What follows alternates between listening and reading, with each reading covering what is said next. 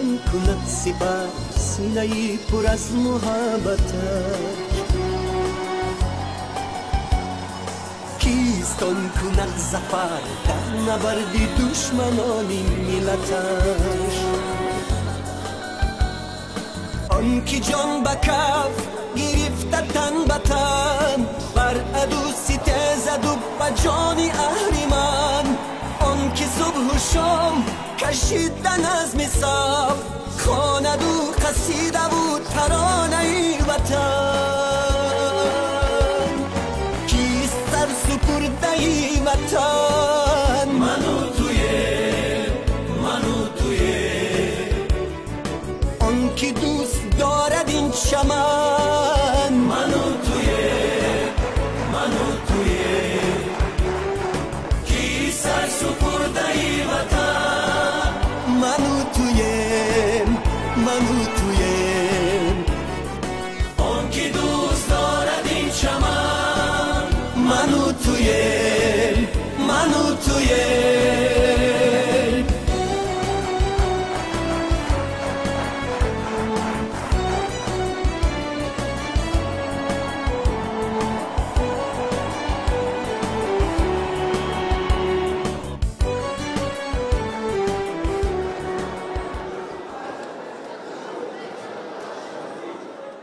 درود به دوستان عزیز و مخلصان گوشتن ملی گوشتنگیری در قصر تنیسی پایتخت کشورمان شهر دوشنبه مسابقه جمهوریوی اوید به گوشتنگیری بین نورسان سالهای تولدشان 2009-2010 بخشیده به گرامی داشته خاطره جهان پهلوان سید مومن رحیموف برگزار گردید که ما نیروسنجی های مرحله نیمه نهایی و نهایی آن را از تلویزیون ورزش منظور شما خواهیم کرد.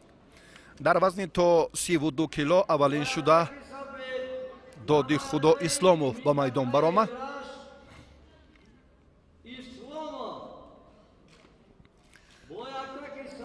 عبدالرؤوف نعمتزاده از دسته خطلان یک با خلعت سبز.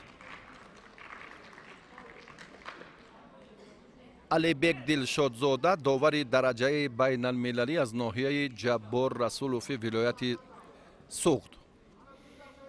286 نفر ورزشگر شهر و ناحیه های کشور در نخستین مسابقه جایزه جهان پهلوان سید مومن رحیموف شرکت ورزیدند. آگاهی به داد خدا اسلامو برای نادرست داشتنش 3 دقیقه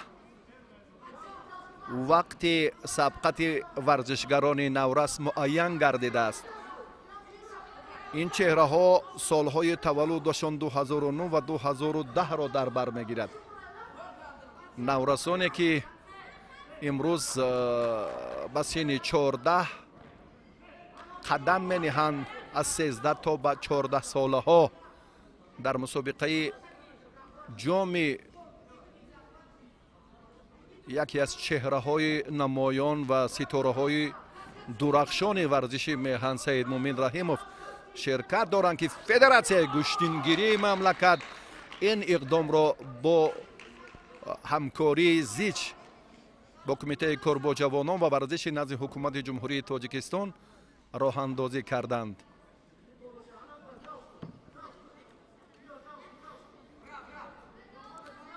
رفت مبارزه ورزشگران در دقیقه دوم هم بله خیلی خوب است. پهلو به پهلوان سبزپوش از دسته خطلان یک عبدالرؤوف نعمتزاده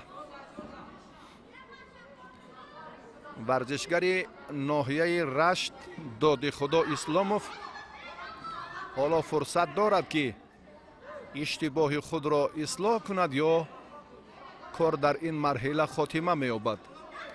اگر به ناکامی روبرو گردد آنگاه جای سیوم مدال برنجی را به دست خواهد آورد.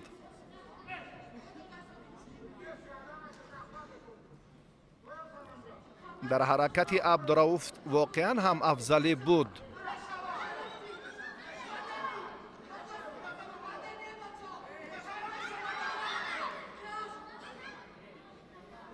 حالا میبینیم که کوشش عبدالرؤوف بیشتر میشود و او میخواهد که در جریان وقت باقی مانده مشکلات خود را اصلاح کند، اما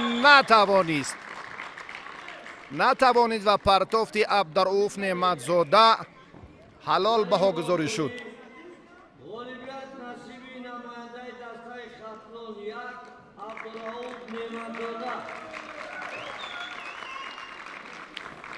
نعمتزاده از این مرحله به دور فینالی راه خط گرفت در وزن تا 32 کیلو. رقابت دوم نیمه نهایی بعد چند لحظه شروع می گردد.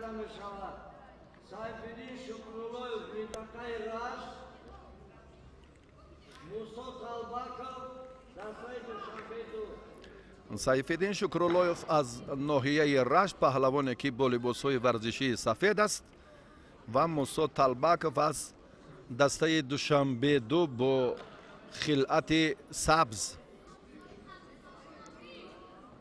وقتی آن رسیده است که ما هم با مهارت و استعداد نورسان بیشتر توجه کنیم. یعنی این انعکاس زیادی چاره‌بینی های سطحی جمهوریوی، ولایتی و شهری و ناحیوی با جلب چهره ها فکر میکنم یک زمینه دیگر میگذارد و فدراسیون گوشتنگیری مملکت این تدبیر را هم در روزهای تجلیل جشن روزی پرزیدنت جمهوری تاجیکستان و در عرفه جشن پرچم دولتی جمهوری تاجیکستان را اندازه کردند که بسا فال نکست برای رشد منبع گوشتنگیری خصوصا میان نورسان. طرح لباس‌های ملی، توجه خاصه رهبریت فدراسیون گوشتنگیری مملکت برای باز هم بهتر گردانیدن سطح و صفت چاره‌بینی های خوب و بسا شایسته تحسین هم هست و سیفالدین آگاهی دارد و روند مبارزه را این چهره باز هم باید تیزاند و در تلاش موسی اندک افضلی دیده شد، اما موسی کار را در حالت راست بودن خوب انجام نداد و گوشتین ملی گوشتنگیری برابر افتیدن دیگر قوه اضافه ممنوع هست. پهلو با پهلوان رشتان زمین سیفالدین شکراللهیف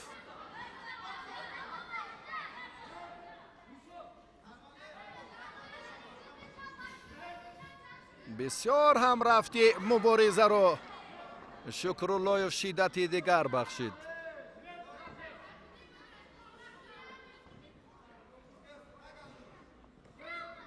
دقیقه آخرین مبارزه پهلوانان نورس در وزن تا 32 کیلو در مرحله نیمه نهایی. نعمتزاده عبدالرؤوف غالب همین جفت را انتظار است.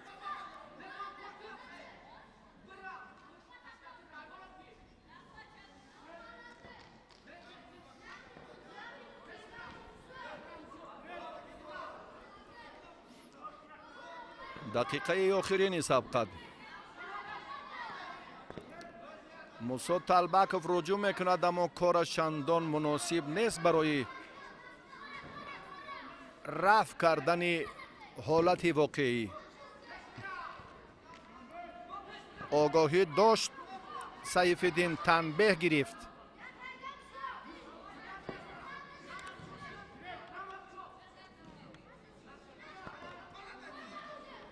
رفتی مبارزه دیگر باره نشان میدهد که در ادامه تلاش سفیدپوش اندک اکنون استعداد فوق‌العاده یا حرکت دیگری که خیلی هم سری وقتی است خوب به نظر می رسد، اما این خاتمه کار نیست. خاتمه کار در سمت دیگر است که او را موسی طلبکوف میخواهد تقویت دهد. اصول سر کتف نادرست استفاده می شود از جانب سیفالدین شکراللهیف. یک بار دیگر هم سیفالدین توجه کرد. ثانیه های آخرین به موسی طلبکوف آگاهی دادند. سیفالدین باشد نمیخواهد در این روند و واقعا هم تلاش و مبارزه خیلی خوب بود.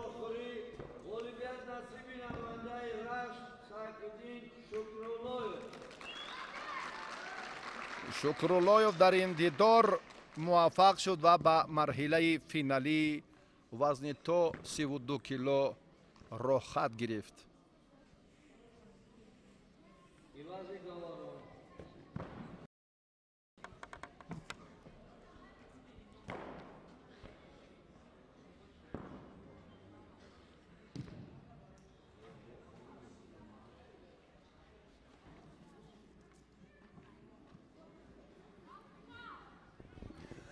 اکنون پهلوانان دیگر به میدان می آیند. ورزشگرانی که وزنشان تا 36 کیلو را در بر می گیرد. عمر باباعلیوف از دسته خطلون 2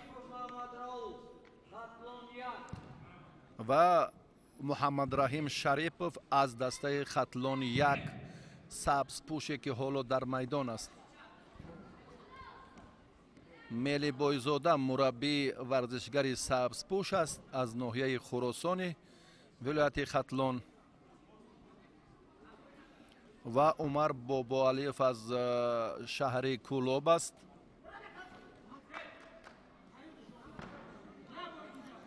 محمد رحیم در رفت سبقت خود خیلی هوشیار است. هر دو پهلوان خطلون امروز به مرحله نیمه نهایی راه یافتند. آی آی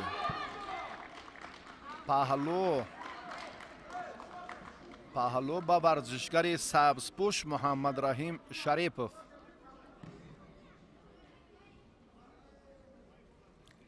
عمر اندکی آسیب دیده است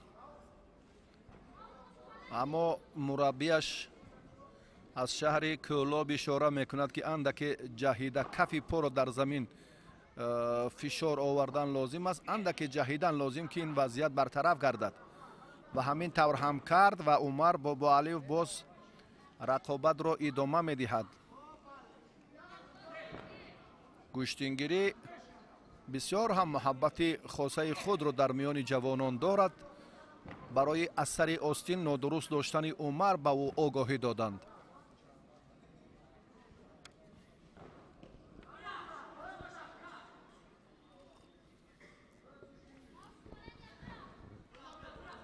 عمر کاری را انجام نداد و محمد رحیم در ادامه تلاش اینجا هم به اشتباه را داد، بدن را از دست داد.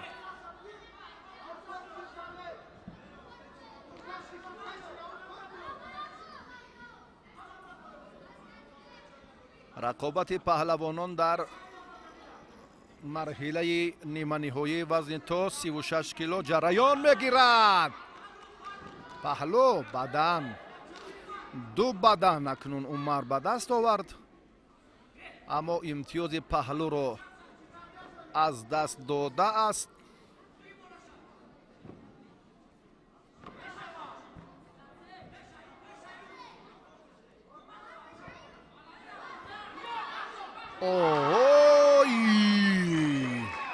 عمر اصول اجرا کرد اما اشتباه نمود و محمد رحیم شریپوف در این دیدار غالب آمد.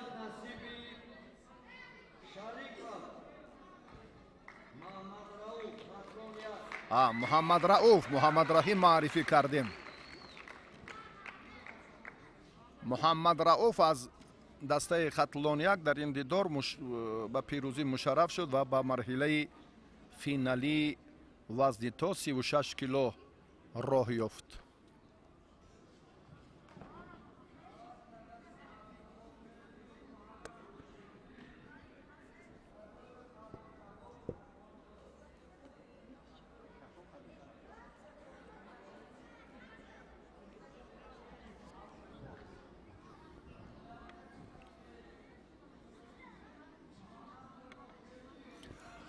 محمد باباکلدیف از شهر دوشنبه خلعت سفید دارد.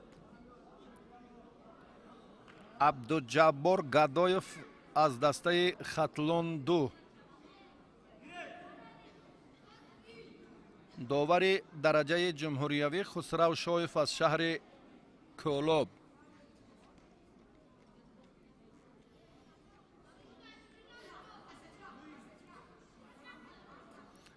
محمد پهلوان شهر دوشنبه شتاب ندارد، توجه میکند به هر یک حرکت و نظر یا عمل رقیبش.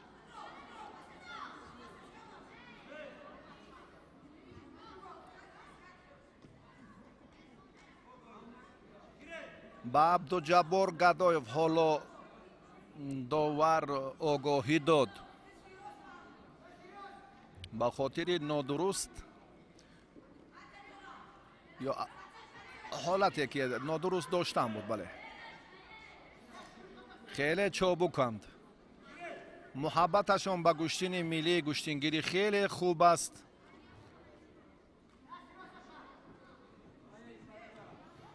الان هر دو پهلوان امتیاز به دست نآوردند.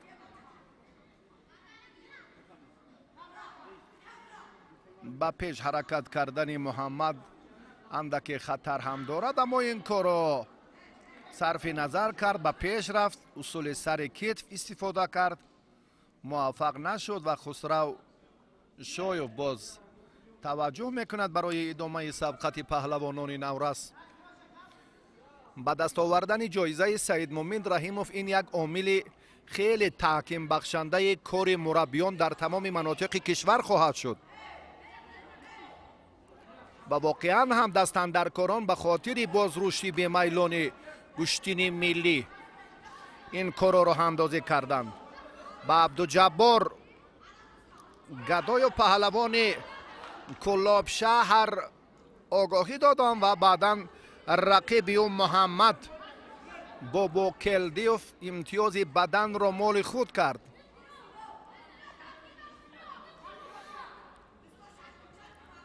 رقابت پهلوانان باز هم ادامه می‌یابد.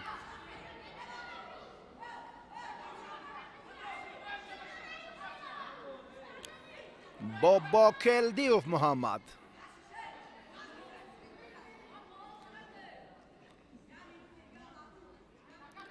عبدالجبار نزد دکتر مسابقات می رود. بله بینیش کمی خونشار شد. عبدالجبار برگشت، امکانیت دارد که رقابت را ادامه دهد. شریفوف محمد رؤوف الکی در وزن 36 کیلو به مرحله نهایی رفت. غالب این جفت را انتظار است. در نیروسنجی هر دو پهلوان راستی خیلی هم جالبیت گشتین ملی به نظر می رسد.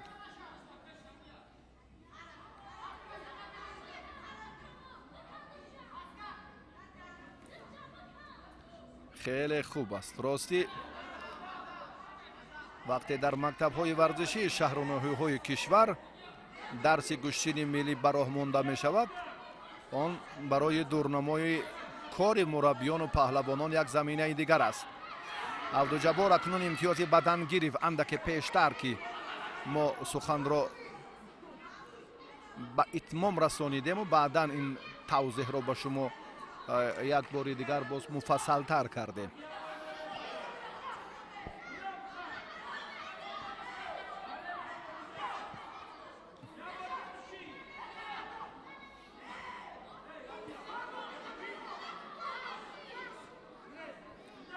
وقتی کمی رقابت باقی موند. بله ثانیه های آخر بود. مبارزه هم شدت خیلی تازه گرفت و محمد باباکلدیف پهلوان شهر دوشنبه در این دور موفق شد و به فینال رفت.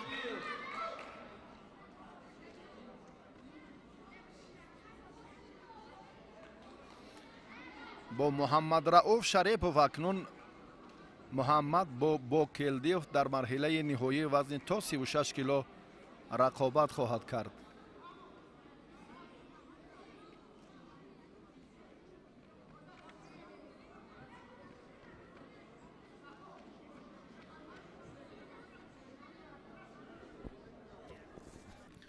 اکنون مرحله نیمه نهایی وزن تا 40 کیلو شروع می شود.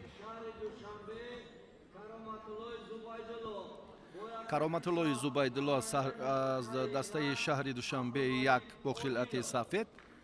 عبدالملک عادلов از ناحیه رشت.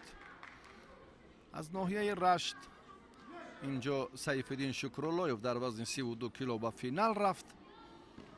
اکنون عبدالملک عادلов اینجا باز هم مقاومت میکند و مبارزه‌اش رو برای راه یافتن به مرحله نهایی شدت دیگر میدهد.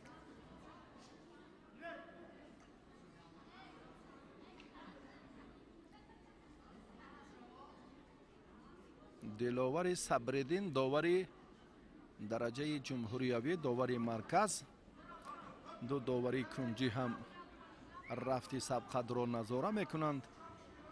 فکرهای خیش رو اطرافی عملهای انجام داده پهلوانان البته بیان خواهند کرد.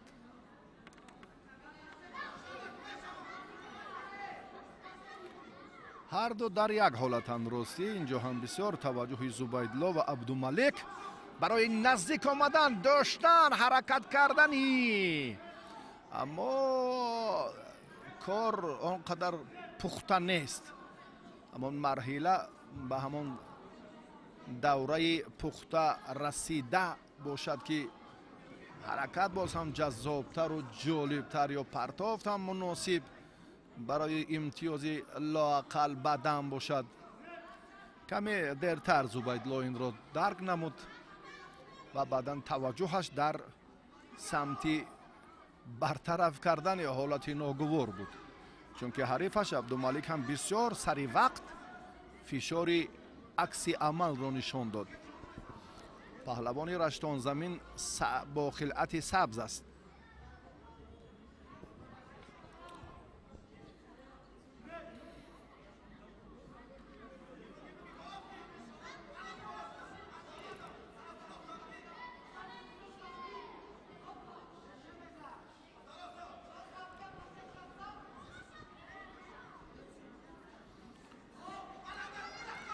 ورزشگران اکنون امکانیتی مناسب داشتند.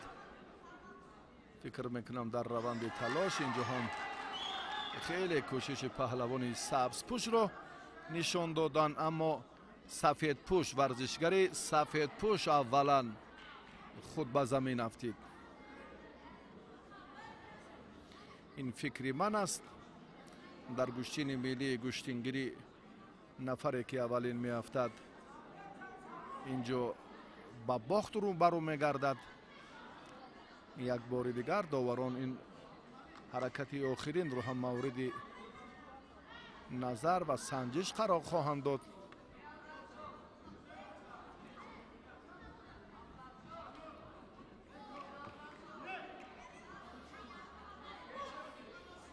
کار همانا به تغییر موند.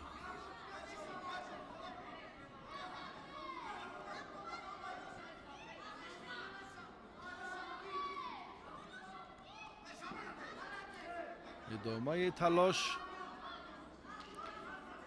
آگاهی به زبیدالله، کرامتالله زبیدالله داده شد.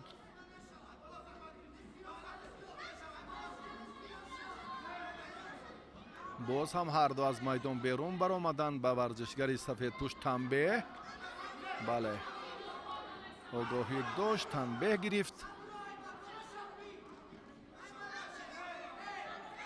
حمله بر دروغ لازم نیست. کرامتالله زبیدالله کوشش میکند که هر چیز زودتر вақти боқӣ мондаро бо самар истифода кунад, чунки рақобатро бохта истодааст. абдумалик одилу паҳлавони раштон замин ҳам дар рафти мубориза як баданро боз моли худ кард. ҳам паҳлӯ дорад ва ҳам бадан. абдумалик сабзпӯши ноҳияи раштон замин. сонияҳои ба шумор то ба хотимаи сабқати ниманиҳмоҳои боқӣ мондааст. огоҳӣ ба абдумалик барои гӯштин нагирифтанаш.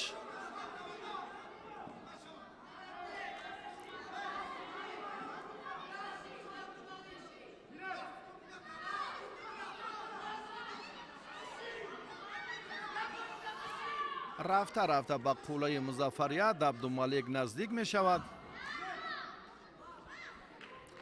вақт анҷом ёфт.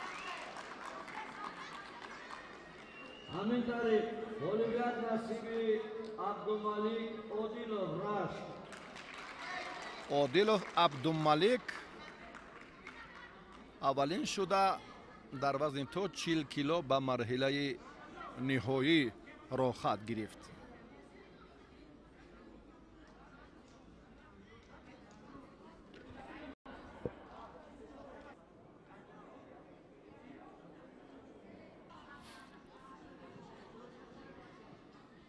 саидумрон давлатов аз дастаи хатлон 1 бо хилъати сафед. абдуғаффор қурбонов аз дастаи хатлон 2 бо хилъати сабз.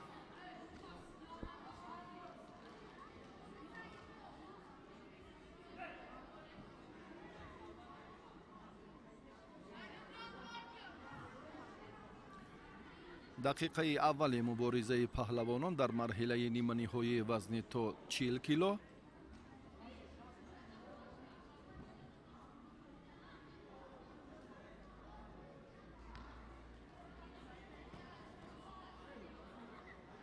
бадан ҳаст? на. довар ишора мекунад ки имтиёз нест. дар амали паҳлавононе ки мебинем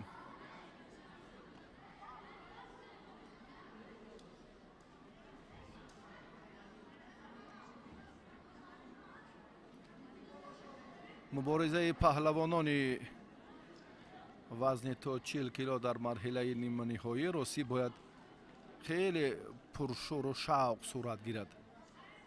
аммо паҳлавонони хатлон росӣ аз худ маҳорати на чандон хуб нишон дода истоданд. баъди ин ҳаракатҳо довар маҷбур аст ки хулосаи амиқи худро ҳам барорад. агар андаке боз ҳам фурсати дар ихтиёр доштаро онҳо хуб истифода накунанд.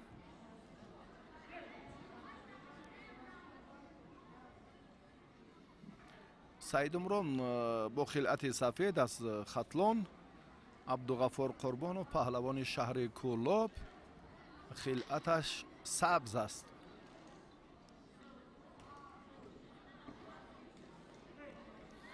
усул нодуруст истифода шуд.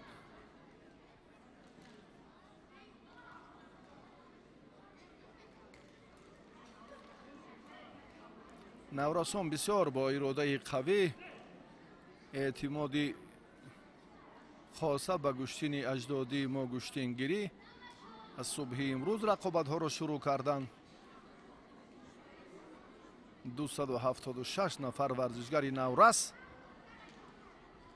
бадан ба сафедпӯше ки аз канори рости довари гилем аст.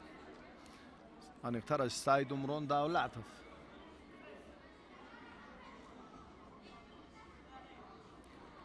ҳам бадан дорад ва ҳам огоҳӣ мегирад барои суст гӯштин гирифтанаш.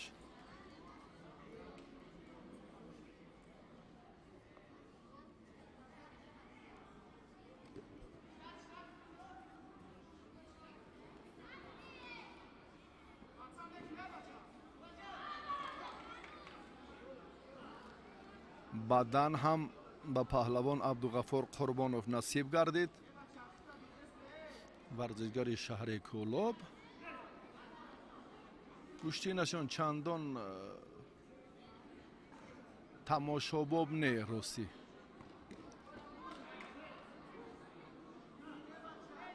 بدنی دویم باز هم به عبدالغفار داده شد.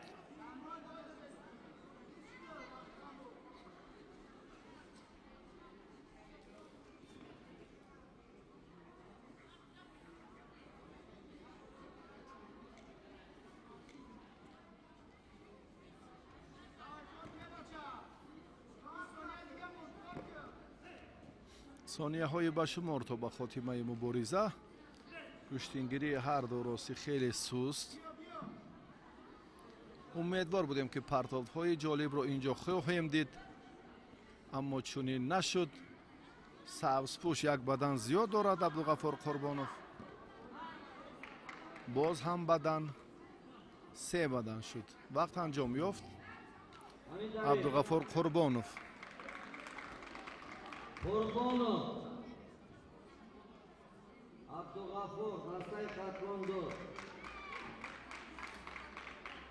نماینده دسته خطلون 2 به مرحله فینالی رفت و با عبدالملیک عادیلوف در به دست آوردن مدال طلای وزن تا 40 کیلو دیدار انجام خواهد داد.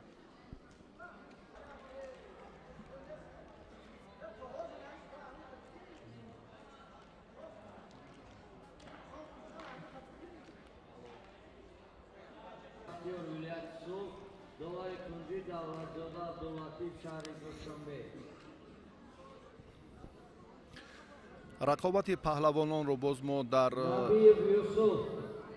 وزن تا 44 کیلو تماشا میکنیم.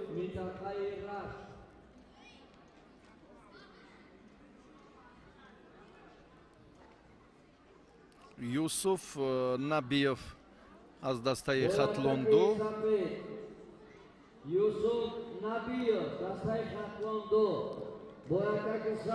زائر حسنوف از ناحیه رشت.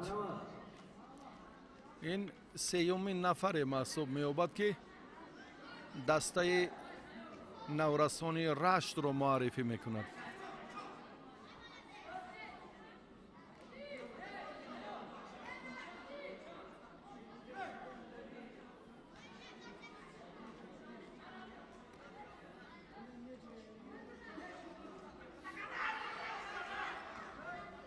بسیار هم حرکتی خوبی زایی را دیدیم.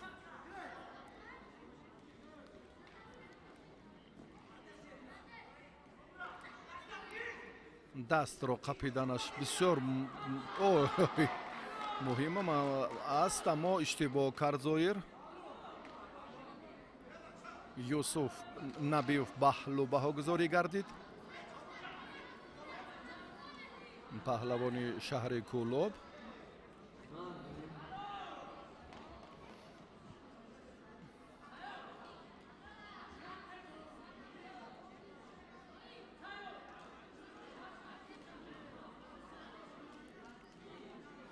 پرتافتی آخرین رو حالا مورد تحلیل قرار داده ایستادند یوسف نبیو و زایر حسنوف که تلاش کردن. یوسف یک حرکتی خیلی سری وقتی خود رو هم منظور کرد.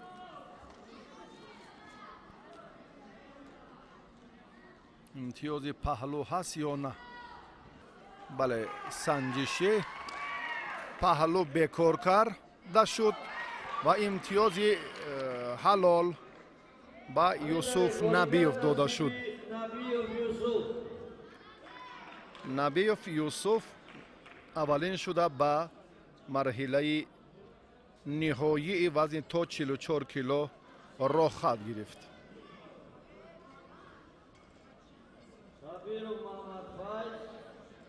محمد فایز کبیروف پهلوان از دسته خطلون 2.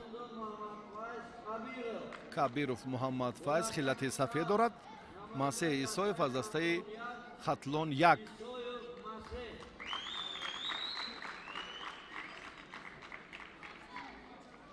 ایسایف مسیح از ناحیه خراسان است.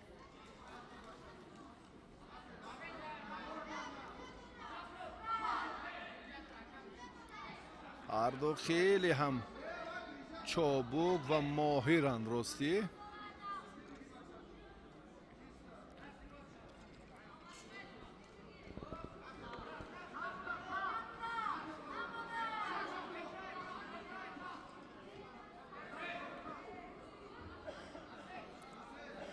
حرکت محمد فیض کبیرов هم خیلی خوب بود، اما مسیح در روند مقاومت رقیبش خیلی عمل سری وقتی خود رو هم انجام داد. آگاهی برای نادرست داشتن پهلوان سفیدپوش محمد فیض کبیرов.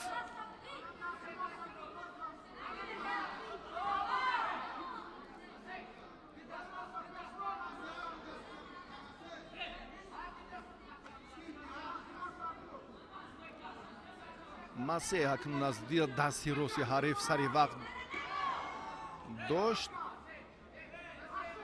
و بعدا مبارزه اش رو خیلی خوب ادامه داد، اما پهلوان سفیدپوش این مشکلات رو زود رفع می سازد.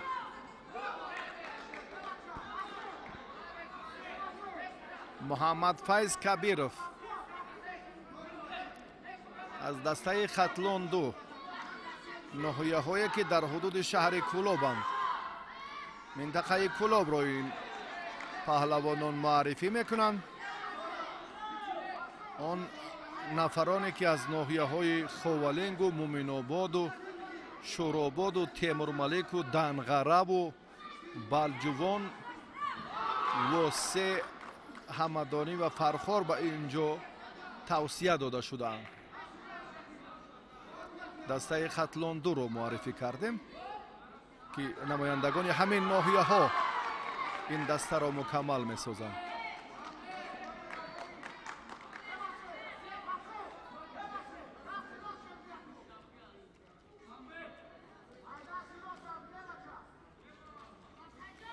محمد فیض کبیرов نزد دکتر مسابقه می رود.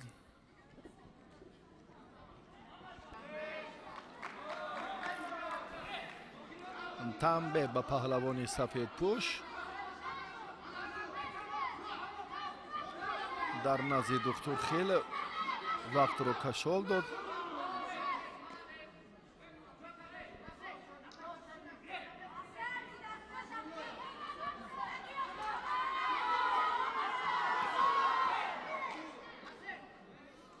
کوشش مسیح خوب بود اما امتیاز نآورد. این حرکت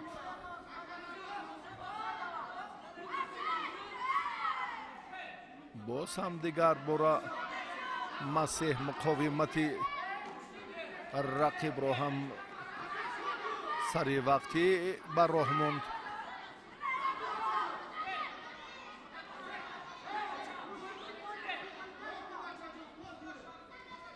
ثانیه های بشمار.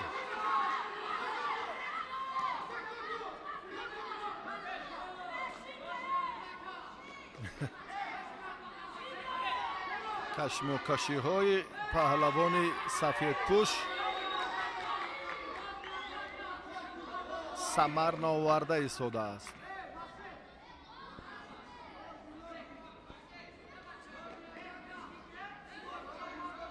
با کوشش آخرین یا حرکت پهلوانان حالا داور قناعت حاصل نکرد و داوران کنجی را نزد خود خواند تا فکر آنها را هم به این نوبت گیرد.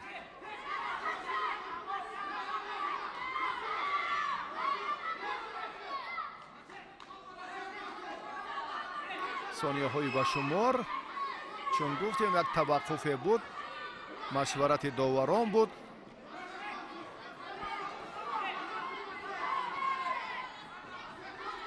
دستش در اختیارش نیست پهلوان سفیدپوش رو. محمد فیض کبیرов رو این رو هم الکی بیننده ذکی خوب مشاهده میکند که بی‌مدار است. دیگر بار هم داوران کنجی رو نزد خود میخواند. حالا در ادامه سابقه کنیم. بله این فرصت هم تنبیه دیگر با محمد فیض کبیرов و با همین ترتیب مسیح ایسایف از این مرحله به دوری فینالی رفت.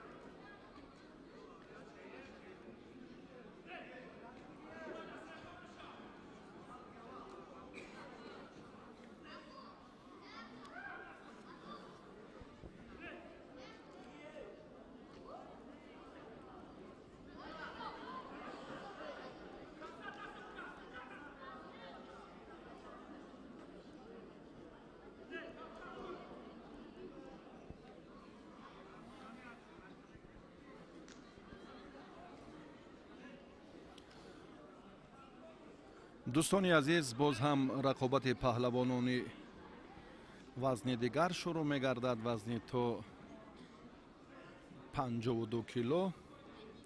شیرعلی لطیپов و اشرف پهلوانی که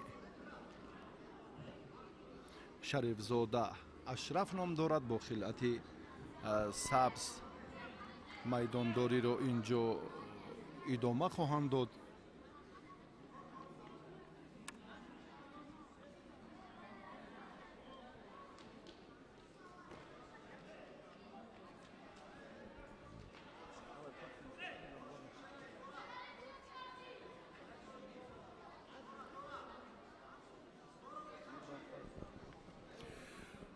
ادامه مبارزه که میبینیم خیلی هم شدت دیگر میگیرد و برای به دست آوردن موفقیت هر دو پهلوان هم یک خیل حرکت های رو اینجا سامان داده ایستادند که حالا به نتیجه بهتر یا گویم اگر امتیاز هایی که برای آنها مهم است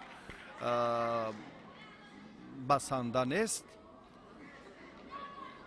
تنبیه به پهلوانی سبزپوش شریف زاده اشرف داده شد. ادامه تلاش پهلوانان باز هم در این مرحله فکر میکنم جالبتر خواهد گشت. یک لحظه به این مرحله توجه کنیم که مرحله نیمه نهایی سبقت های پهلوانان رو ما شاهد گشته ایستاده ایم. مرحله نیمه نهایی رو بله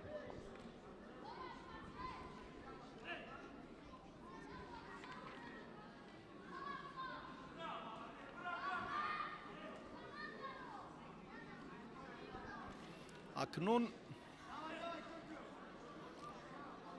تلاش پهلوانان با صورت افزایی با حرکت های جاذب و جالب باید رنگین تر باشد،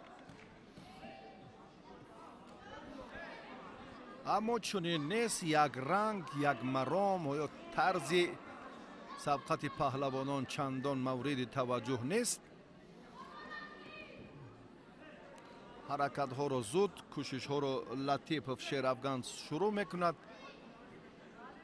زود مقاومت شریف زاده اشرف با آن باعث میگردد که کوشش های رفیقش زود برطرف گردند.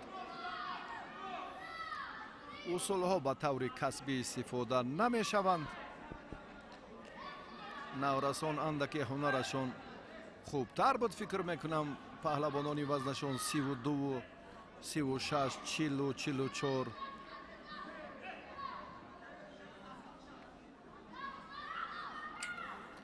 هر قدری که وزن بالا رفته ایستاده است، اما اونقدر سستی هنر پهلوانان در مرحله نیمه نهایی عیان می شود.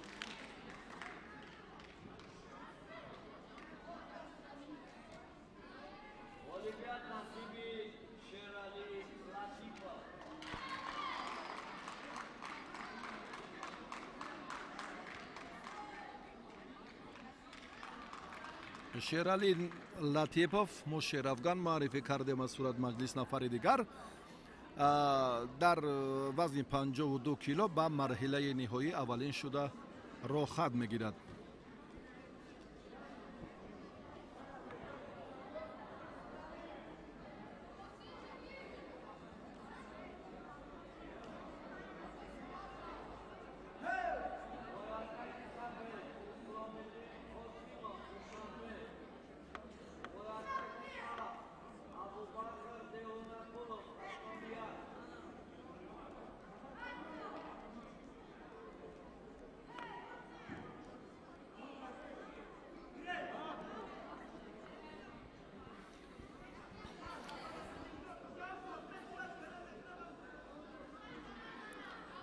рақобати паҳлавонон боз идома меёбад. қосимовро мебинем ки бо хилъати сафед аст, абубакр девонақулов бо хилъати сабз.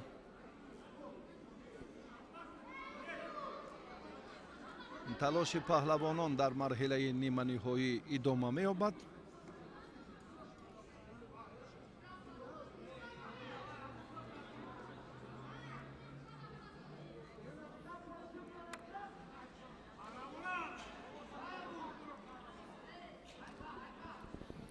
абубакр девонақулов аз ноҳияи вахш аст. мо гӯштингирии ин чеҳраро дар ноҳияи данғара,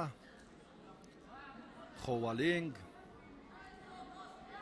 давоми сол дидем дар мусобиқаҳои мухталиф дар наврӯзи ноҳияи ховалинг ва дар мусобиқаи кушоди ҷумҳуриявӣ барои дарёфти ҷоизаи мухаккав дар ноҳияи данғара.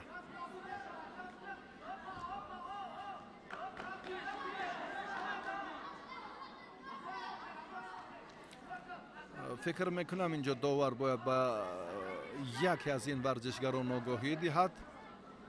доварони кунҷи инро ҳам тасдиқ мекунанд. ба паҳлавони сафедпӯш қосимов огоҳӣ дода шуд.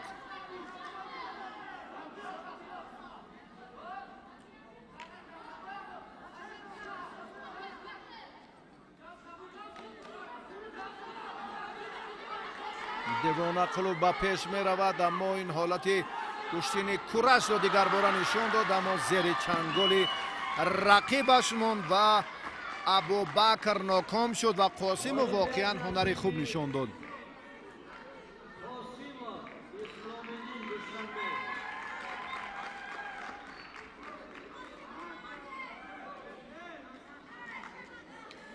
ва бо ҳамин тартиб шерали латипов бо исломуддин қосимов дар марҳилаи ниҳоӣ вазни то 52 кило дидор анҷом хоҳанд дод. хеле рақобати ҷолиб буд.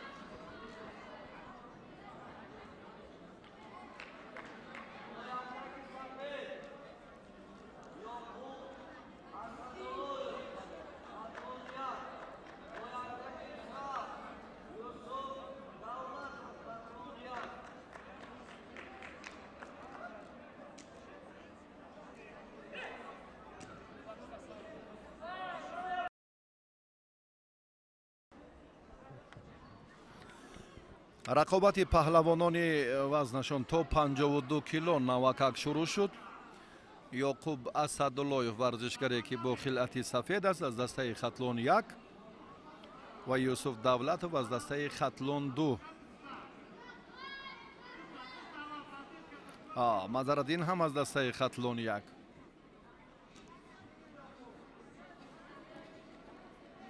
ҳарду паҳлавон дар ин марҳила, яъне марҳилаи ниманиҳоӣ хеле талош доранд.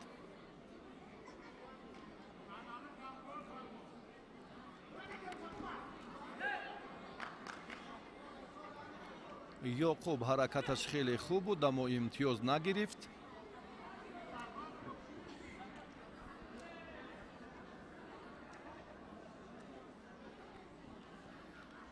юсуфро мебояд ки با قامت راست گوشتین گیرد. درست داشتن رو فراموش نکنه. دیدید برای نادرست داشتن از طریق آستین حریف داور به او آگاهی داد.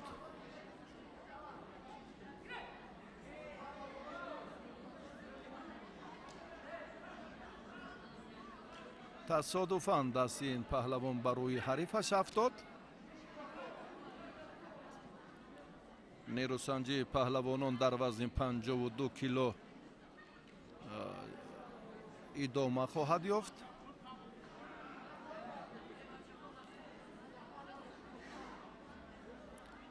از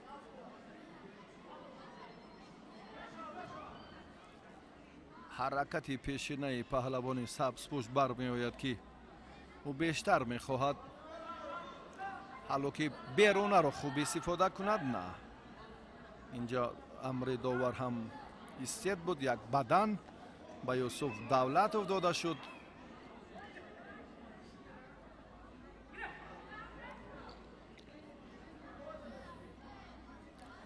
پرتاب‌های جالب راستی کم.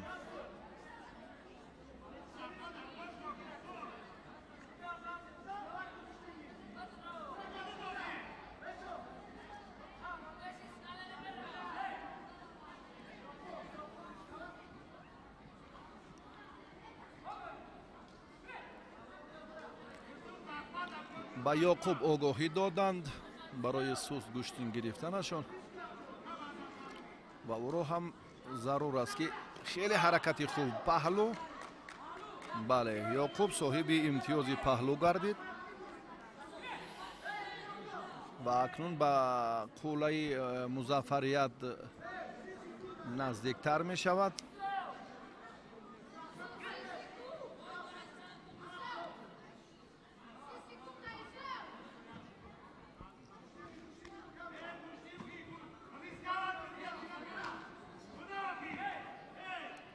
ثانیه های بشمار تا خاتمه دیدار پهلوانان یعقوب و یوسف ورزشگران دسته ختلان یک. تنبیه به یعقوب داده شد. باز هم اگر از میدان بیرون شود فشار آوردن برای از میدان بیرون کردن باشد این گپی دیگر است، اما ورزشگر از میدان بیرون برآمدنش این مجازات است براستی. وقت انجام یافت.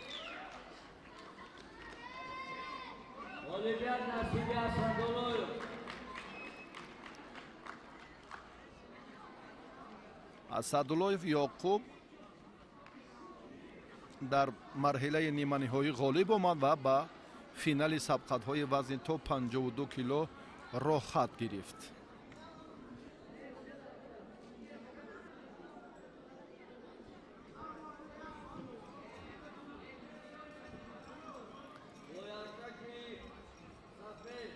اکنون پهلوانان دیگر به میدان می آیند. سعدی دین قربانوف از دسته فدراسیون گوشتینگیری تاجیکستان، نباتزاده نجم‌الدین از دسته شهر و ناحیه‌های تابع مرکز با خلعت سبز. مبارزه پهلوانان برای راه یافتن به مرحله نهایی می باشد. در وزن تا 52 کیلو الکی یعقوب اسداللهیف به دور نهایی رفت و غالب همین جفت را در مرحله آخرین مسابقات انتظار است. امکانیت خیلی مساعد برای یک پرتافت خوبی ورزشگری سبزپوش، اما اشتباه کرد. به سر افتیدن بعداً به پهلوان سفید پوش سعدالدین قربانوف داده شد.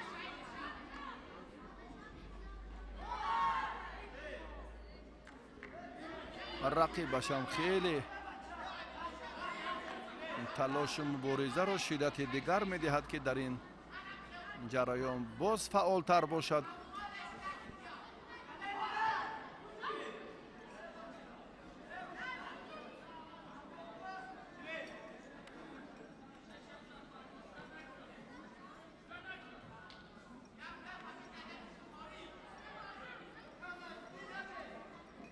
سه دقیقه هر دو در اختیار دارند. дар ин давом бисёр ҳам бояд бо суръат огоҳӣ ба варзишгари сафедпӯш новобаста аз оне ки бадан дошт боз иштибоҳ ҳам кард.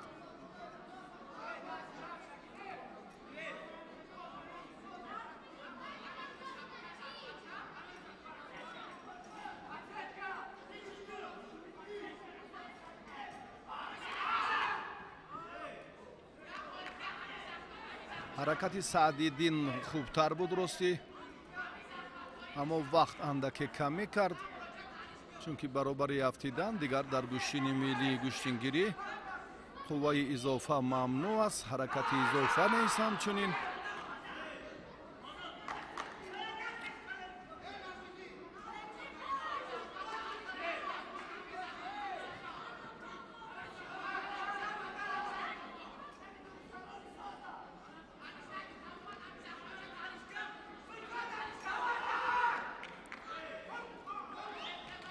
نه این حالتی که بعدی امری داور بله کوششی بعدی امری داور بود که آگاهی گرفتن نهایتا هم پهلوانی سبزپوش خیلی هم نجم‌الدین نباتزاده از دسته شهر و ناحیه‌های تابع مرکز کامیاب شد.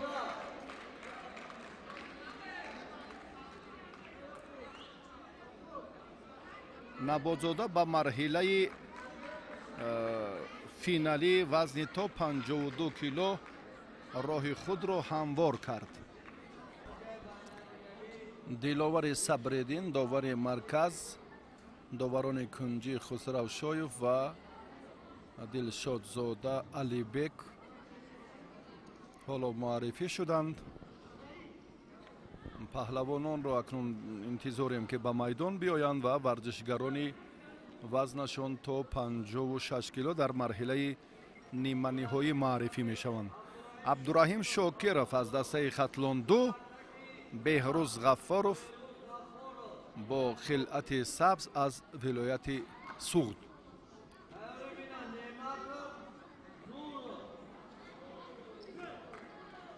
رفتی مبارزه اکنون جالب تر خواهد شد. پهلوان سوغدی با ورزشگران دسته خطلان 2 در این مرحله خصوصا در رقابت‌های نیمه نهایی کم واخورده است. بعداً پهلو با پهلوان سبزپوش در دقیقه اول بهروز غفارov از فرصت مناسب از حالت خوبی به عمل آمده استفاده نمود.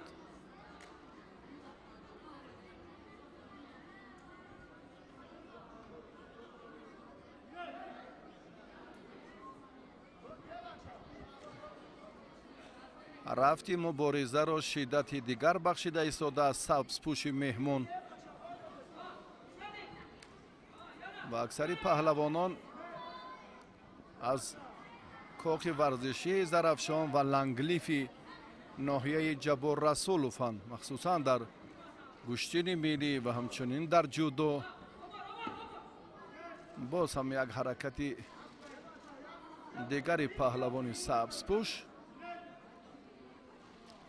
آگاهی به عبدالرحیم شاکرov داده شد.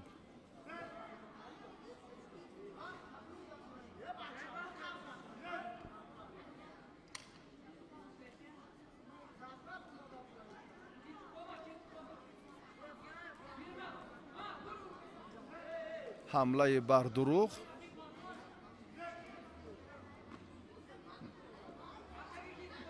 دلاور صبرالدین باز هم برای جذاب صورت گرفتن این رقابت باید پهلوانان را هم هشدار سازد. هشداری آن همین آگاهی است. بله، بهروز پهلو بها گذاری گردید و گوشتنگیریش سوس شد.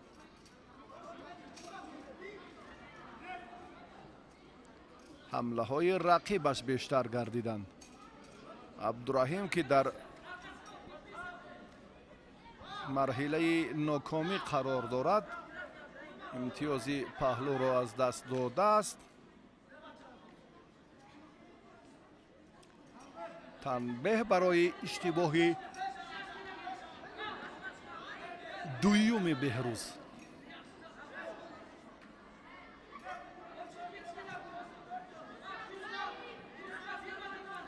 اگر تیزتر گوشتینگیران اشتباه میکنن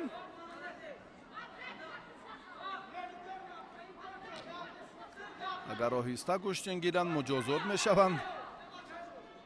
هر دو سمت را باید رعایت کنند.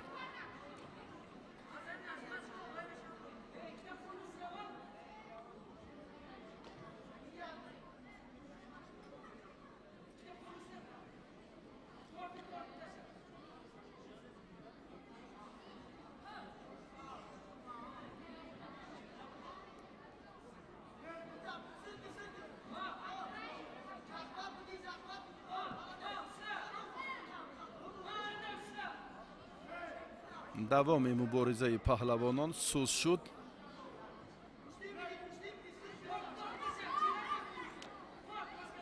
دقیقه آخرین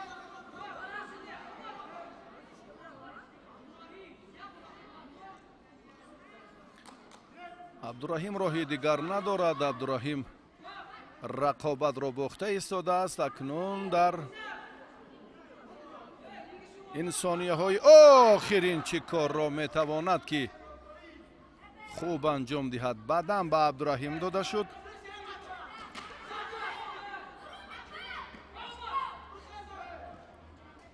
وقت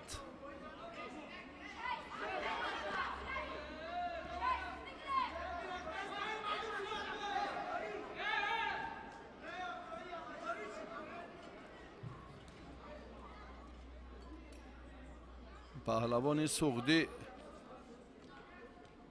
از این حالت کمی خود را دور نشان داد.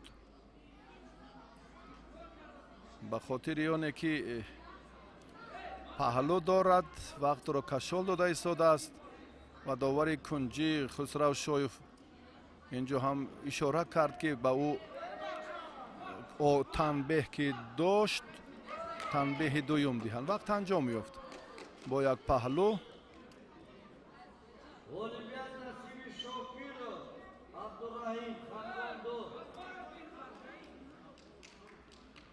شاکیروف عبدالرحیم خطلان دو سفید پوش است. ورزشگر سبز پوش اینجا موفق شد.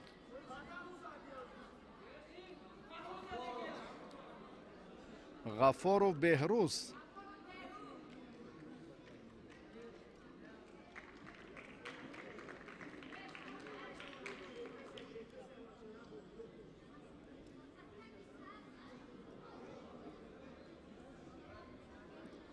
بهروز غفاروف از ولایت سوخت در این مرحله مظفریت رو به دست آورد و به دوری فینالی رفت. اکنون بلال نعمت با میرزا علی نوروف رقابت خواهد کرد. این جفت دویمی سبقت های نیمه نهایی خواهد بود.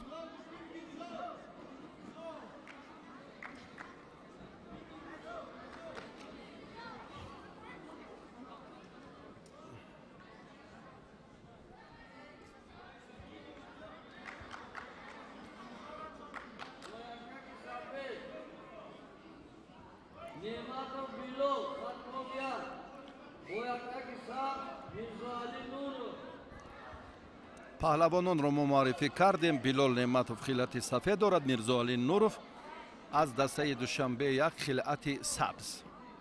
پهلوان خوتلان بلال نام دارد. سفید پوشی در میدان بوده. رقابت ورزشگران در مرحله نیمه نهایی وزن تا 56 کیلو دایر می‌گردد. بلال برای از سریاستی نادرست داشتنش آگاهی گرفت.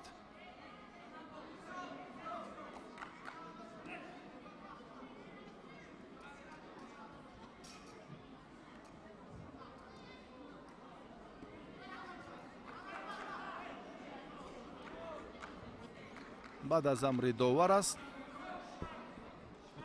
حرکت پهلوان به نظر گرفته نمی شود.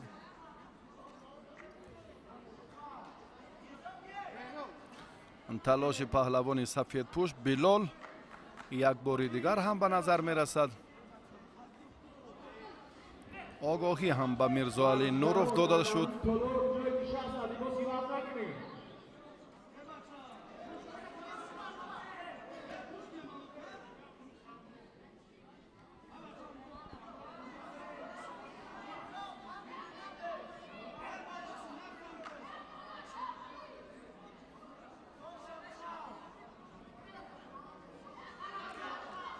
حالا در مرحله نیمه نهایی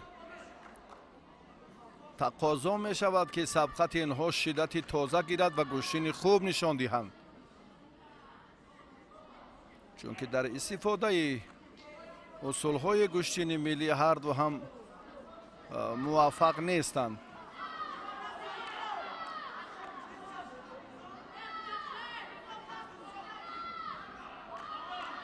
حرکت رو خیلی میرزا علی خوب آغاز کرد.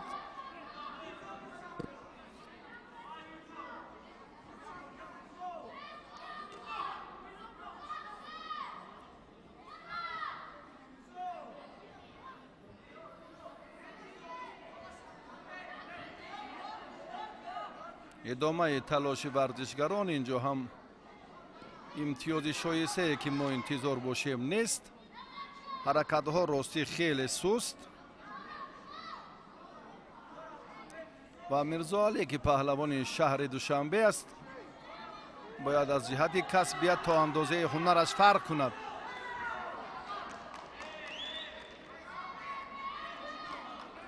بعداً به بلال نعمت افتاده شد.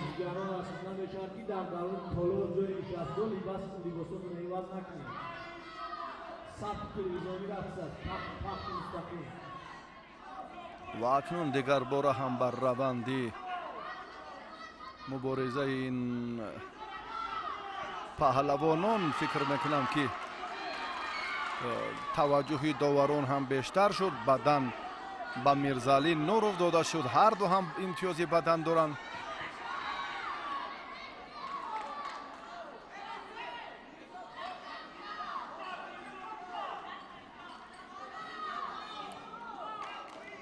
بلال نعمت باز هم حرکت رو خطا اجرا کرد. عمل رو خطا نادرست اجرا کرد. حرکت چندان ببینید که مناسب نیست برای امتیاز نوبتی بدن. پهلو باز یک قدم دیگر از یک اندکی افضلیت دارد.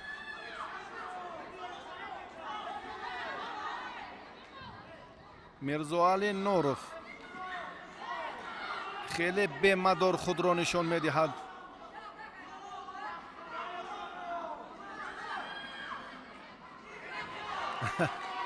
گوشتینگیری بسیار نگران کننده.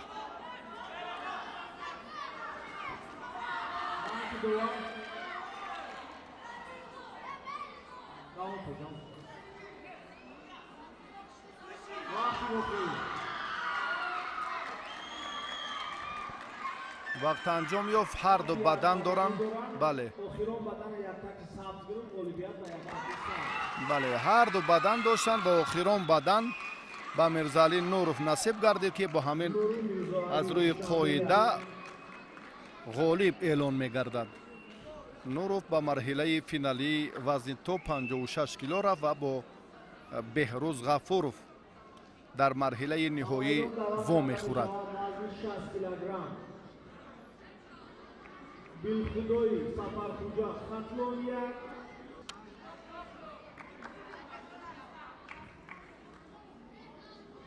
از جانب دست رستوار با یک تکه سفید. بالخدای سفرخوجا خطلانیک از جانب دست چپ داور با یک تکه سفید. گدای علی محمد خطلانیک.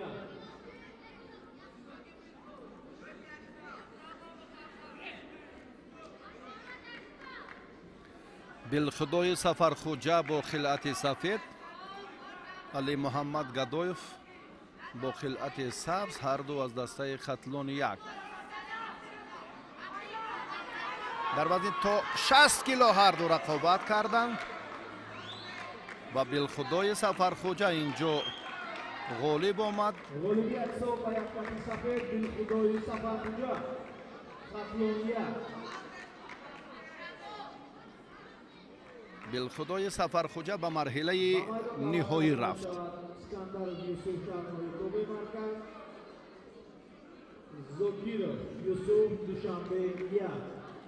ایوازی دوباره بلوی گرفت.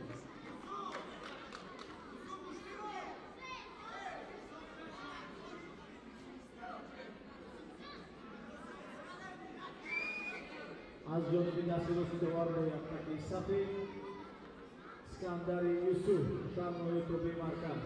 از جانب دست چاپی دوباره با یکتی سفید زوکیرov یوسف دوشنبه یک. مرحبا.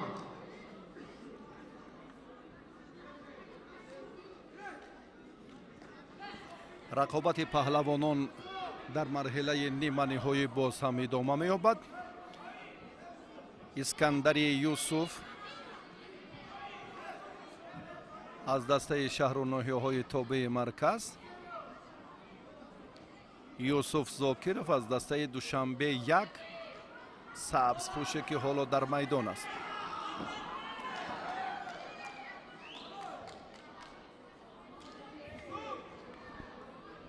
یوسف زاکیرov در این مرحله با آسانی غلبه کرد. اسکندر زاده یوسف اینجا غالب آمد. از زاکیرov جای سیوم را گرفت در این وزن.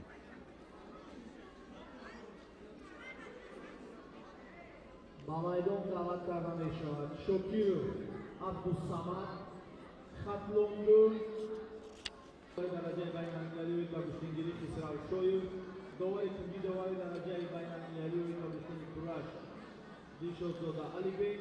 بعد چند لحظه رقابت پهلوانان وزنشان تا 65 کیلو در مرحله نیمه نهایی شروع می‌گردد.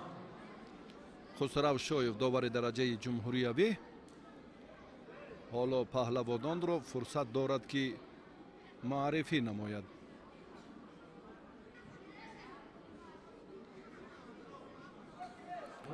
عبدالصمد شاکیرov از دسته خطلون دو با خلعت سفید، نیکولای باقیوف سبزپوش از دسته فدراسیون گشتنی ملی تاجیکستان. مرحله نیمه نهایی وزن تا 65 کیلو را ما تماشا داریم. نیکولای قامت بلند دارد.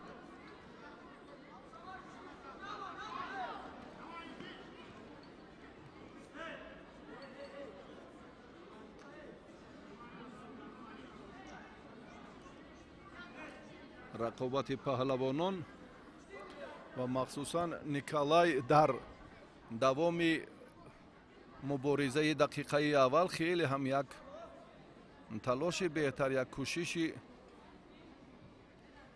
جالب خود رو هم نشان داد. به هر نوع امتیاز نگرفت لیکن بسیار هم صورت افزایی رو اینجا هم یک لحظه اختیار کرد.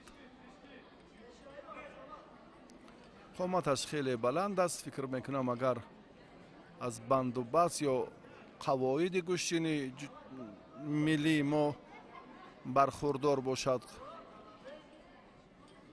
وقت نشان خواهد داد که نیکولای به چه قادر است.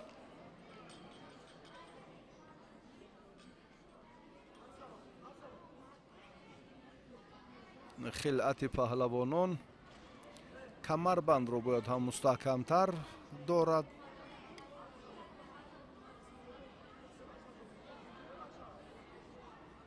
ادامه تلاش پهلوانان نورست نشان داد که در جریان مشغولیت ها باید هم مربیان بیشتر با شاگردانشان کار کنند که سرعت نیروسنجی و کسبیت آنها باز هم بلندتر گردد. ҳар қадаре ки мусобиқаҳо бештар шаванд ҳамон қадар боз камбудиҳо рафъ мегарданд ва боз заминаи мукаммалсозии дастаҳои якачини шаҳроноҳиҳои кишвар бештар мегардад. баъдан ба Николай Боқиёв дода шуд.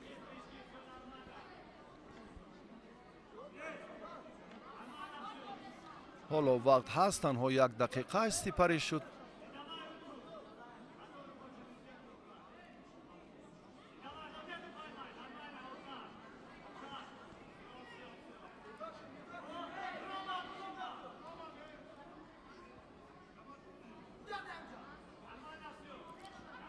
камарбандро бояд Николай дошта тавонад. бале, аз сари остин гирифт, ҳолати худро боз ҳам бояд беҳтар кунад. ой ҳуҷумро шурӯъ кард, аммо хатар ки дошт зуд барои бартараф карданаш кӯшиши дигар кард. Николай аз ҳолати мушкил худро раҳо карда тавонист.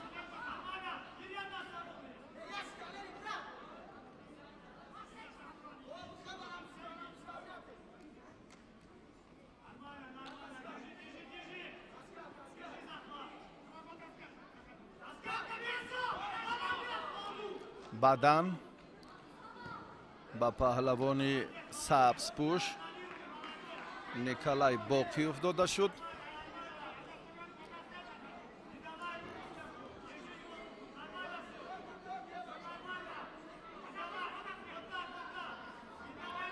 рақобат идома меёбад. Николай аз пушти гиребони ҳариф дошт, ҳалок мекунад, аммо дасташ озод шуд. худро инҷо ҳам зуд раҳо кард. сеюмин бор аст ки ин амалро истифода мекунад, аммо пассив бояд набошад, сӯз гӯштӣ нагирад. ҳоло фаъол аст. Абдусамад Шокиров аз дастаи Хатлонду аз минтақаи Кӯлоб аст. ростӣ намедонем дастаи Хатлонду, чун гуфтем ки ноҳияҳои атрофи шаҳри Кӯлобро мукаммал мекунад. вақт анҷом ёб бо 2 имтиёзи бадан Николай Боқиёв пирӯз шуд ва ба марҳилаи финалӣ рафт.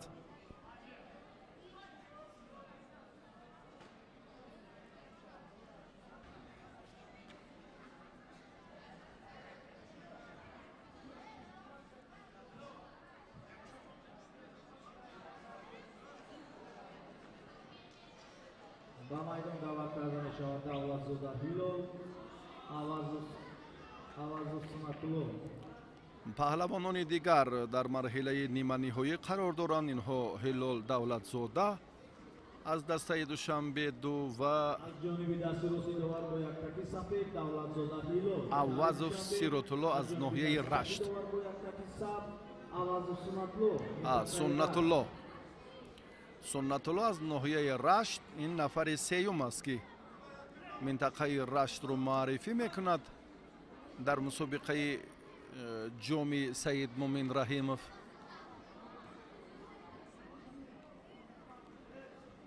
аз минтақаҳои дурдасти мамлакат паҳлавонон ҳам ростӣ хеле зиёд буданд ва махсусан аз Хатлону шаҳри Душанбе ва ноҳияҳои тобеи марказ теъдоди иштирокчиён дар 10 вазн хеле зиёд буд.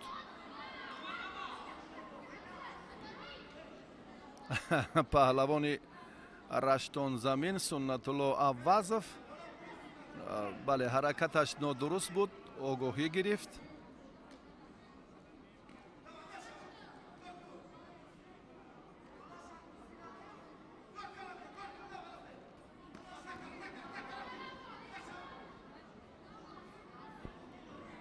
то андозаи қоидаҳоро риоя мекунад, аммо боз ҳолате ки кор дар ин самт ҷозибтар гардад, онро сарфи назар мекунад ки аз ин Ҳилол Давлатзода бисёр хуб истифода кард. Сари вақт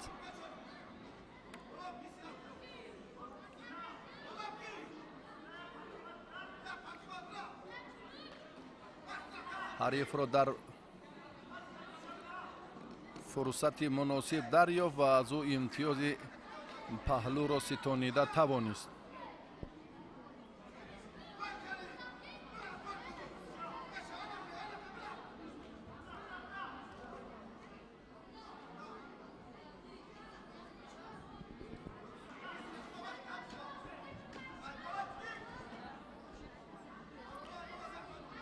давоми рақобати паҳлавони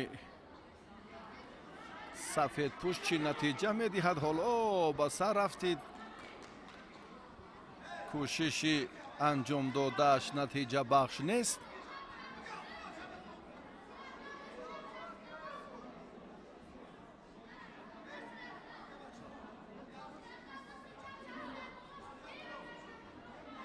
камарбандро бояд акнун дурусттар кунад ва ба идомаи сабқат боз як ҷолибияти дигарро ҳам замм созад.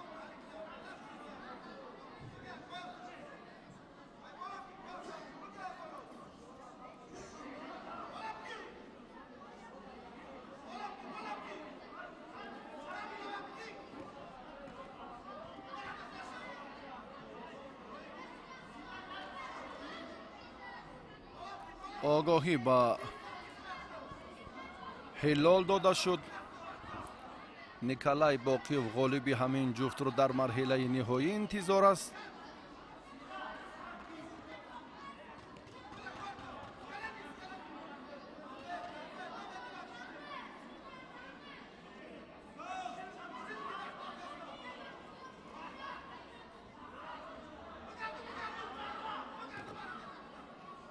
қувва ҳаст, фаҳмиш нест.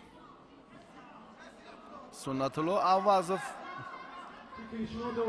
ин корро беҳтар анҷом додан наметавонад.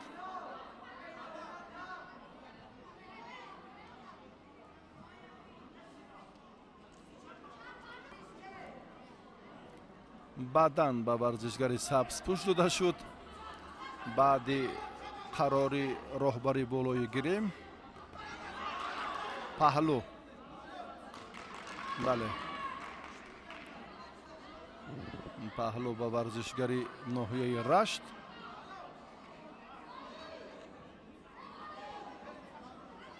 инҷо ҳам шубҳа ба амал ба миён омад.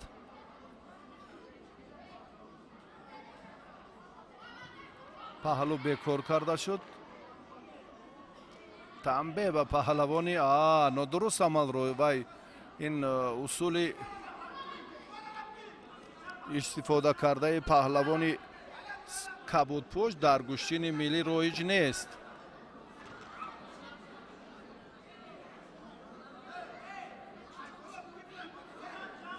бо истилоҳе ки чун мелница маъмул аст.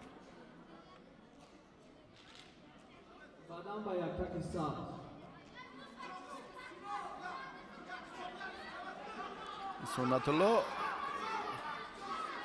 хеле ба ғалаба наздик аст.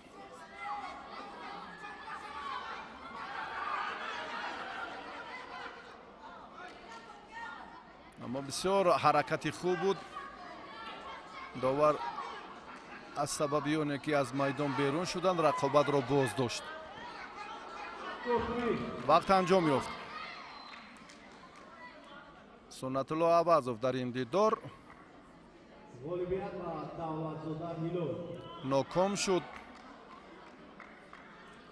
ва ҳилол давлатзода ба марҳилаи финалӣ рафт.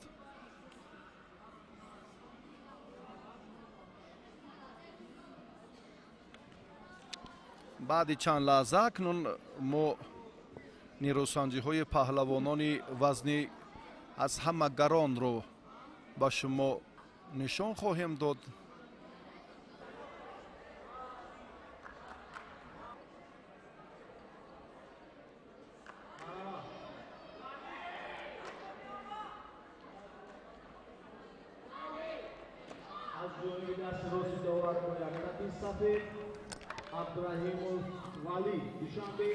акнун рақобати паҳлавонони вазнашон аз ҳама гарон ҷамъи 65 кило баргузор мегардад. валӣ абдураҳмонов аз дастаи душанбе 1 бо хилъати сафед, ганҷалӣ аз вилояти суғд усмонзода ганҷалӣ бо либосҳои бо хилъати сабз аст.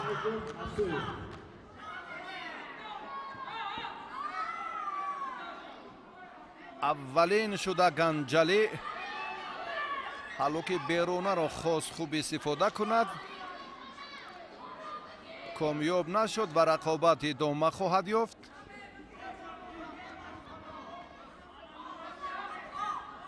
боз ҳам дигар бора ганҷалӣ ба ҳамон усул эътибор дод. боз ҳам ноком шуд. ду ҳаракати ганҷалиро мо мушоҳида кардем.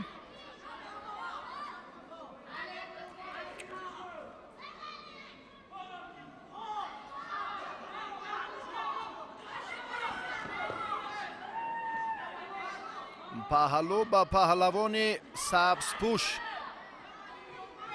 ганҷалӣ усмонзода, варзишгарони солҳои таваллудашон 2009 ва 2010 дар мусобиқаи ҷумҳуриявӣ барои дарёфти ҷоизаи ҷаҳон паҳлавон Саид Момин Раҳимов талош доранд. бадан ба ганҷалӣ усмонзода ҳам паҳлӯ дорад ва ҳам бадан.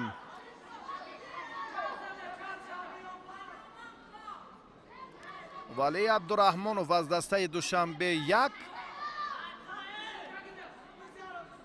вазъаш хеле ногувор аст.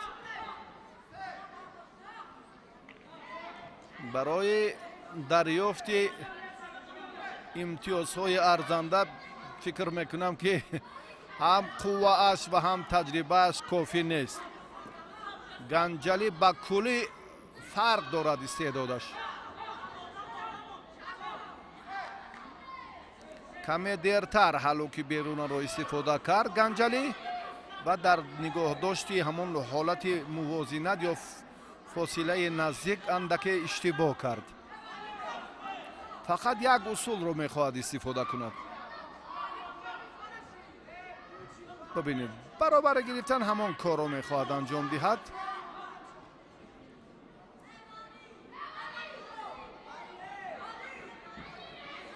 самандари муҳаммадӣ аз ноҳияи тоҷикобод довари дараҷаи байналмилалӣ дар гӯштини миллии мо аст. иштибоҳ накунам 4 довари дараҷаи байналмилалӣ дар тоҷикистон ҳоло фаъолият мекунанд дар гӯштини миллии гӯштингирӣ.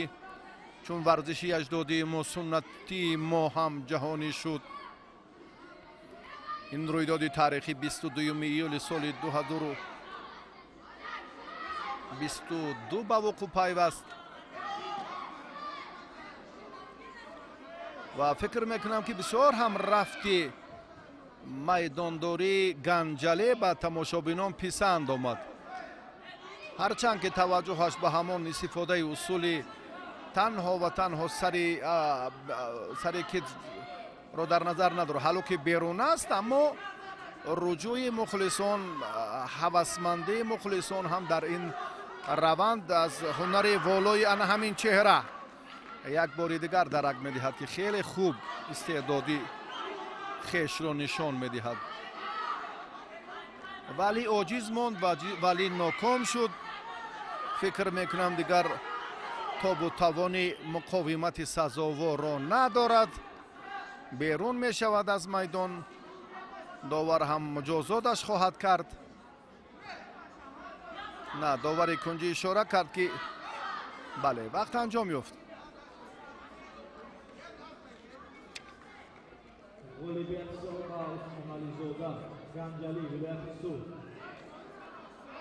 усмонализода ганҷалӣ ғолиб шуд ва ба финали сабқати вазни 65 кило роҳхат гирифт.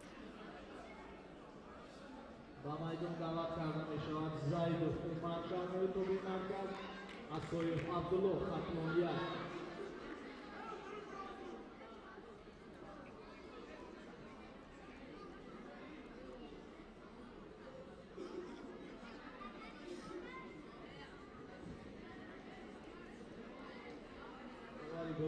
довари дараҷаи ҷумҳуриявӣ довари Сабринӣ.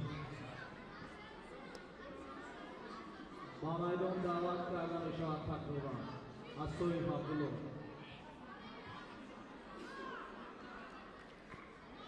جفتی آخرین سبقت‌های نیمه‌نهایی رو به شما معرفی می‌سازیم. عمر زیدوف از دسته شهر و ناحیه‌های تابع مرکز.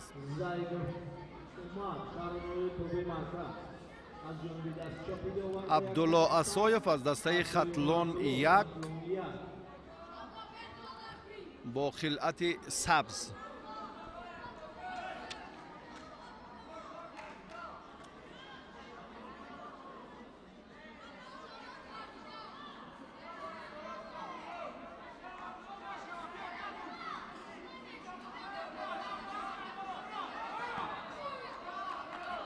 عبدالله رجوع کرد به پیش رفت. خیلی هم لحظه جالب، فرصت مناسب را دریافت.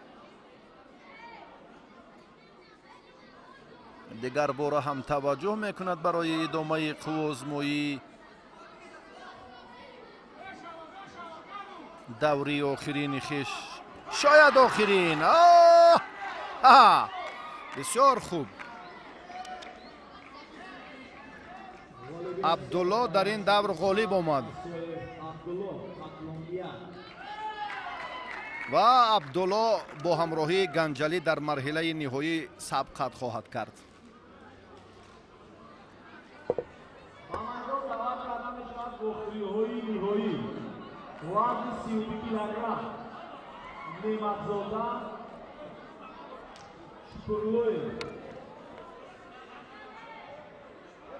Nemadzada Abdulatif, Shukurloyev, Safidin.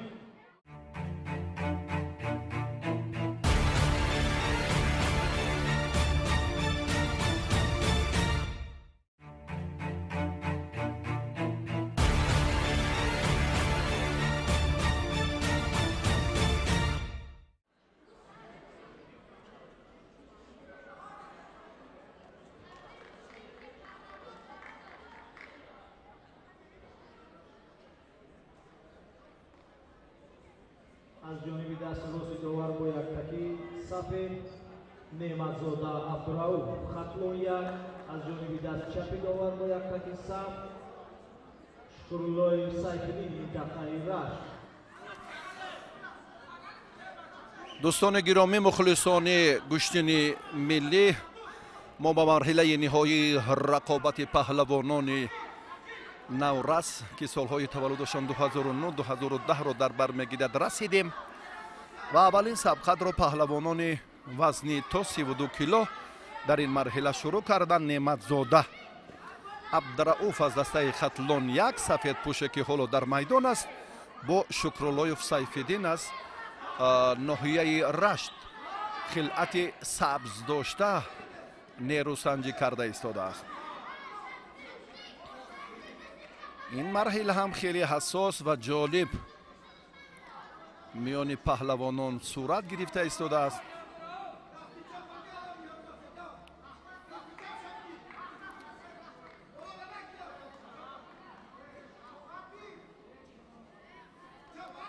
حرکت ورزشگری که میبینیم خیلی هم سبز پوشی رشتی، بسیار هم با یک جرأت و متانت شروع میگردد، اما در نهایت کار چی عمل را اجرا میکند، چی عمل را یک نتوانست. هدفش اندک برداشتن حریف بود، قوهش بسندگی نکرد، نادرست داشت، ستون گذاشت که آگاهی گرفت.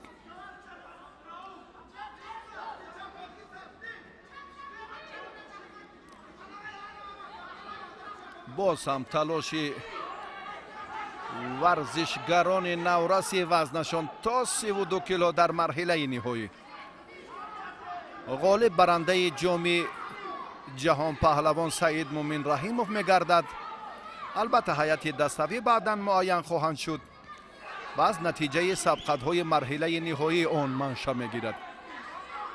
кадоме аз варзишгарони дастаҳои ширкат дошта ки ҷоизаҳои аввал медалҳои тиллоро бо даст оваранд, нуфузаш дар ниҳояти кор боз ҳам боло меравад. абдурауф неъматзода аз ноҳияи хӯросон аст. сафедпӯши дар майдон буда. хеле ҳам фурсати муносиб паҳлӯ буд ва довар инҷо акнун доварони кунҷиро назди худ мехонад барои тасдиқи ҳамин кӯшиши паҳлавони ноҳияи хӯросон абдурауф неъматзода.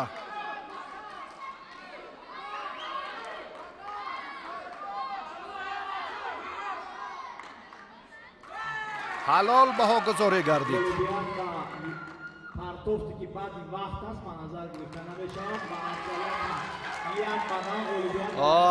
акнун партоб баъд аз вақт буд ва инҷо паҳлавони рашт бо ҳамон як бадан як имтиёзи ба даст овардааш муваффақ шуд ва сазовори медали тилло гардид. сайфиддин шукруллоев. неъматзода ҷои дуюмро гирифт. ба майдон даъват карда мешавад.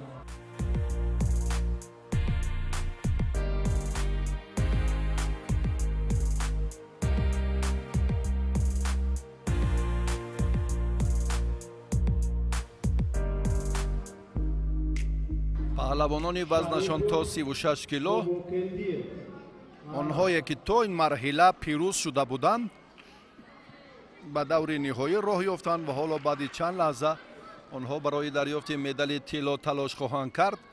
инҳо муҳаммад рауф шарипов ва бобокелдиев муҳаммад мебошанд. шарипов муҳаммад рауф хатлояк аз ҷониби даст чапи довар бо яктаки саб, бобокалон муҳаммад душанбеяк.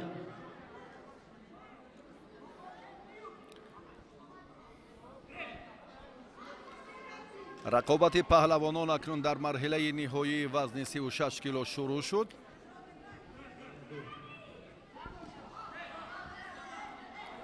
муҳаммад рауф аз дастаи хатлонияк аст. бобокелдиев муҳаммад аз душанбе сабзпӯшӣ дар майдон буда. бисёр ҳам муҳаммад рауф ҳаракати хуб нишон дод. бадан баҳогузорӣ гардид. ин аз бадан ҳам афзалӣ дошт, фикри ман аст. бисёр ҳолати ҷолибу муносиб ҳатто барои имтиёзи паҳлӯ. бадан ҳар се бадан баҳогузорӣ карданд.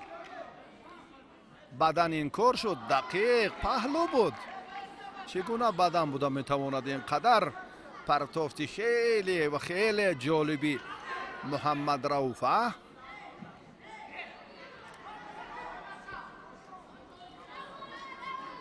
муҳаммад бобокелдиев акнун ҳарос дорад. ростӣ баъди ин партоб, баъди ин лаҳзаи хеле ҳаяҷоновар маҷбур аст ки эҳтиёткорона инҷо амал кунад.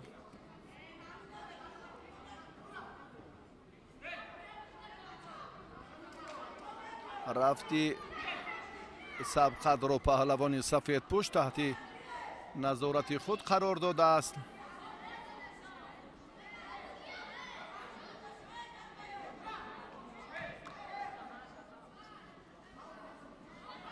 боз ҳам дар ҳаракати муҳаммад рауф шарипов мо афзалиро мебинем. бисёр чобук аст. бобокелдиев ҳам ҳушёрона бисёр ҳам хуб худро дифоъ карда истодааст, аммо муҳаммад рауф ростӣ дар фурсати иштибоҳи ҳарифро дарёфт ки аллакай ҳамон сониyaҳои аввал буд. баъди ин бобо келдиев акнун огаҳ шуд ки кадом самт кадом рафти канори рост я самти чапи муҳаммад рауф шариповро эътибор диҳад ва аллакай дифоъро инҷо ҳам устувортар кард. аммо рақобатро бохта истодааст.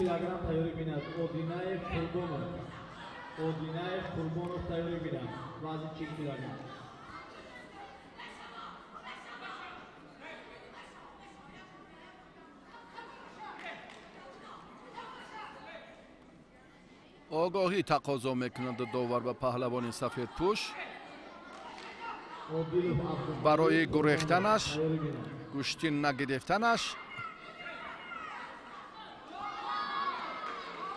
баъди амри довар буд. ҳисобида намешавад. бале, рақобат идома меёбад.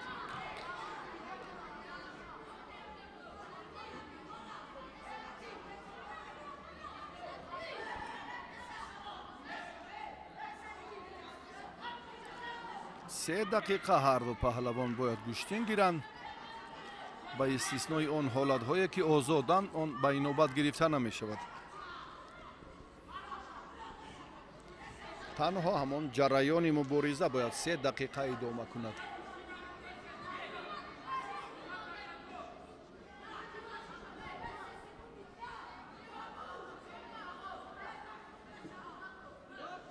аз ин минтақа боз ҳам аз канори дигар самти чапу ростро боз ихтиёр мекунад, аммо амри доваронро бояд риоя кунад, ба назар гирад муҳаммад рауф шарипов, сафедпӯш. паҳлавоне ки ҳоло фаъол ҳаст, ҳоло пешсаф аст дар марҳилаи ниҳоии мусобиқаи ҷумҳуриявӣ барои дарёфти ҷоизаи Саид Мумин Раҳимов дар вазни то 36 кило.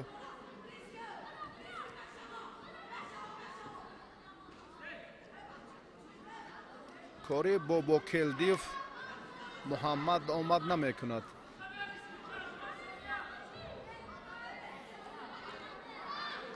вақт ба анҷом расид. муҳаммад рауф шарипов бо як партофти паҳлӯ пирӯзиро ба даст овард. ба бобокелдиев муҳаммад барандаи мақоми дуюм шуд.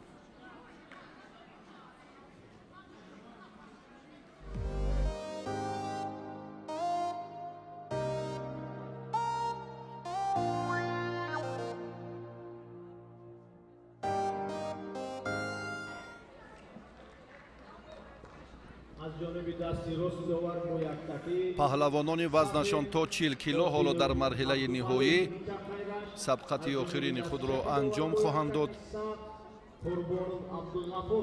абдулмалик одилов бо хилати сафед ва абдуғафор қурбонов бо хилати сабз. рақобати марҳилаи ниҳоии вазни то 40 килограмм.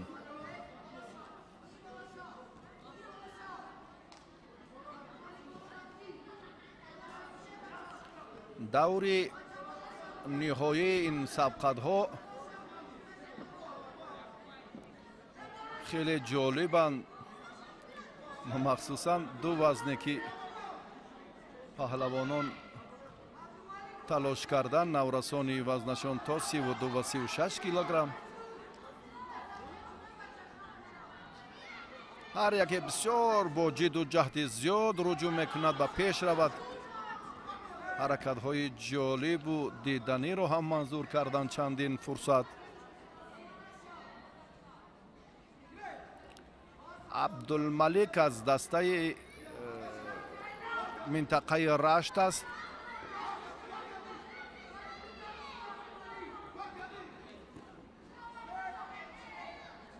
сайфиддин шукруллоев аз дастаи рашт дар вазни 32 кило барандаи мақоми аввал шуд. ин нафари дуюм аст ки дар марҳилаи ниҳоӣ қарор дорад.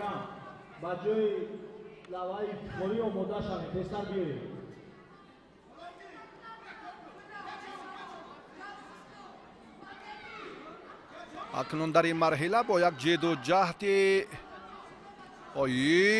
як кӯшише ки хеле ҳам бадан ҳаст.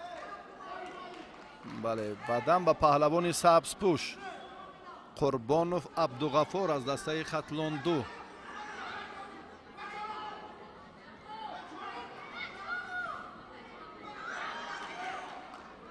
баъдан ба паҳлавони сафедпӯш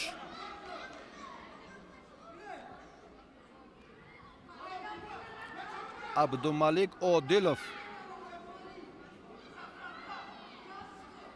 Абдумалик Одилов аз Рашт аст.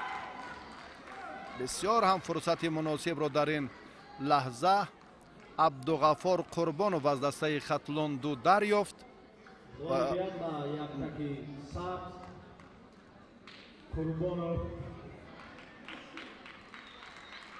Абдуғафор Қурбонов, бале. Абдумалик Одилов ҷои дуюмро гирифт. Кароматуллои Зубайдулло ва ҳамчунин Саид Уммон Давлатов барандагони медалҳои биринҷӣ муаррифӣ шуданд.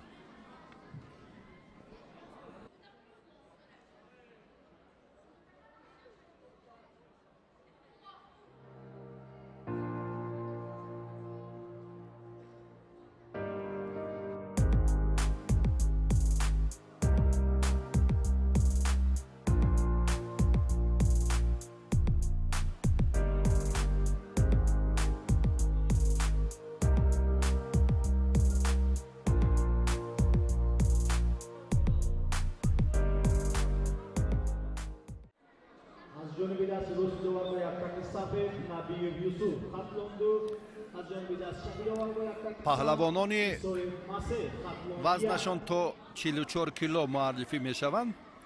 марҳилаи ниҳоии ҳамин вазн сурат мегирад. Юсуф Набиев аз дастаи хатлонду бо хилъати сафед аст. Масеҳ Исоев аз дастаи хатлони як бо хилъати сабз. масеҳ аз ноҳияи Хӯросон аст. паҳлавони шаҳри Кӯлоб Юсуф ном дорад. хеле ҳам қувваозмоии хуби худро то ин марҳила нишон дод. теъдоди иштирокчиён дар ин вазн хеле зиёд буданд. Юсуфу Масеҳ ҳарду ростӣ нафарони арзанда. ҳарду чеҳрае ки бисёр ҳам талошашон натиҷабахш буд ва дар ин мусобиқа то ба даври ниҳоӣ роҳи худро бисёр роҳи пурпечтобе ки буд бо муваффақона анҷом доданд ва ба ин давр омаданд. мусобиқаи ҷумҳуриявӣ барои дарёфти ҷоизаи ҷаҳонпаҳлавон Саид Мумин Раҳимов чун гуфтем як марҳилаи асосии қавӣ кардани ҳайати дастаҳои наврасони мамлакат маҳсуб меёбад. рафти майдондори як бори дигар ин гуфтаҳоро тақозо кард ки дар минбаъда ҳам агар дастандаркорон ба баргузории мусобиқаҳои сатҳи ҷумҳуриявӣ миёни наврасон эътибор диҳанд, боз ҳам гӯштини мо равнақаш дар миёни ин қишри ҷомеа рушд хоҳад кард. огоҳӣ гирифт паҳлавони Кӯлобшаҳр Юсуф Набиев.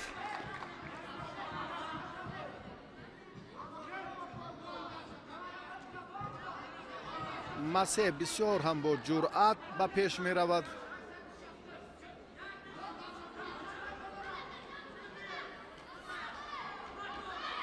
на ҳаракати чандон муносиб набуд барои фишороварӣ. иштибоҳе ки Масеҳ Исоев кард муҷозот шуд.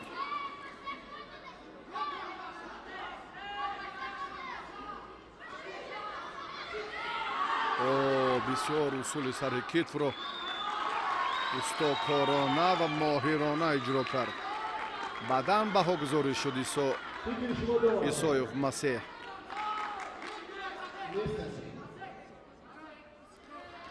доварони кунҷи ҳаминро тасдиқ накарданд, баъдан бекор шуд.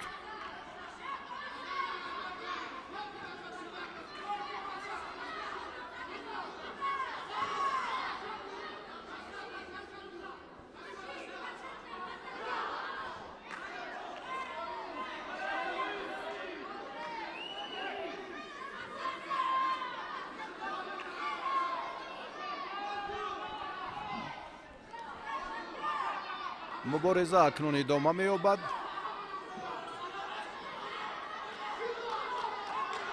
юсуф ба пеш меравад ки боз ҳам дар истифодаи усул андаке фаъолтар бошад.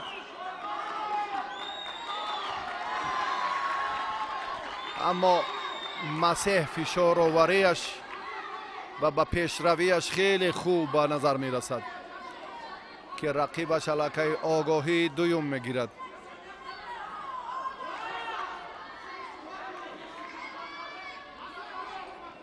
дақиқаи охирини талоши паҳлавонон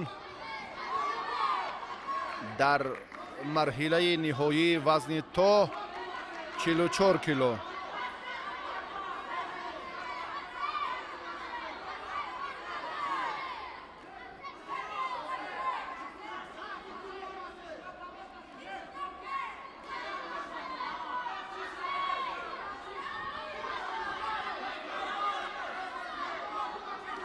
юсуф ба пеш меравад, камарбанди ҳарифро мехоҳад боз ҳам мушаххастар дорад.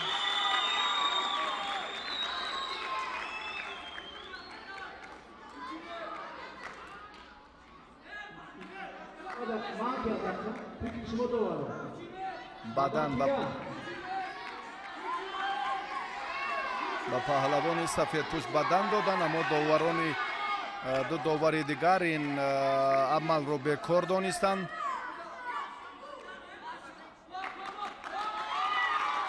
вақт ба анҷом расид. масеҳ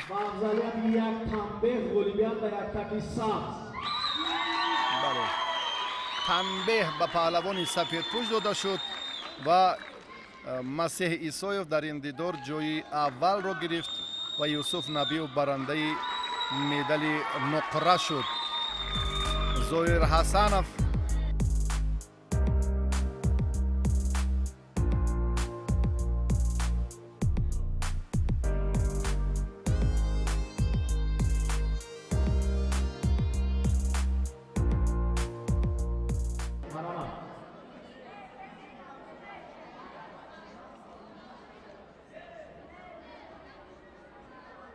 از جانب دستی راست دوباره با یکتکی سفید لطیف شیرالی دوشنبه یک، از جانب دست چپی دوباره با یکتکی سفید حسین اسلام‌الدین دوشنبه یک.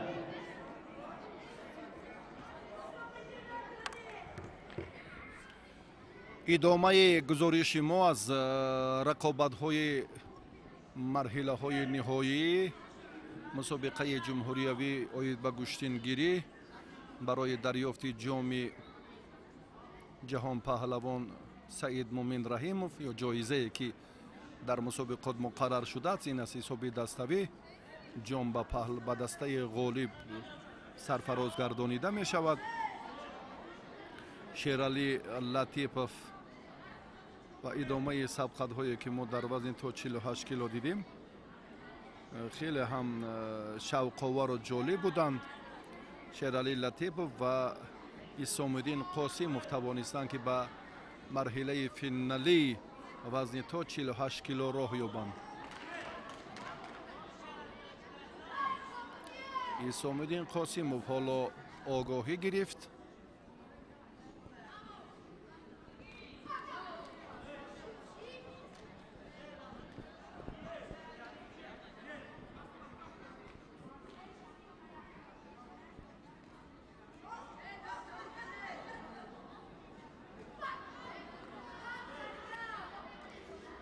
имтиёз нест, кӯшише ки чандон муносиб набуд.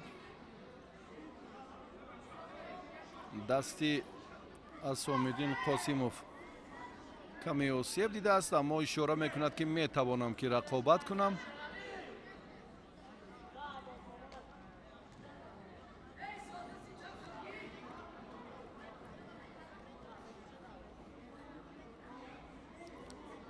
таваҷҷӯҳ мекунем ба давоми муборизаи паҳлавонон.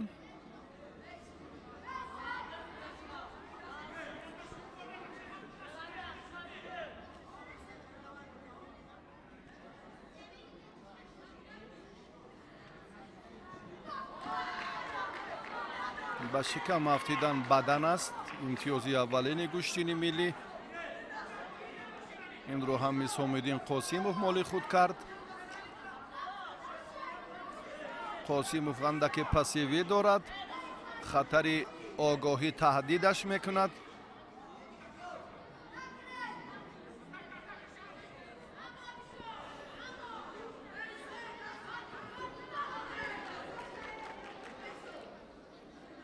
дар муборизаи паҳлавонони вазнашон то 48 кило ҳоло партофтҳои ҷолиб ё ҳаракати муносибе ки имтиёзи арзанда бошад нест.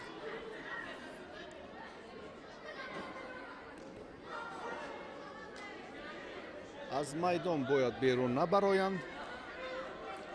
имро ҳам худи паҳлавонон хубтар медонанд, бояд ба ин самт эътибори аввалин дараҷа диҳанд.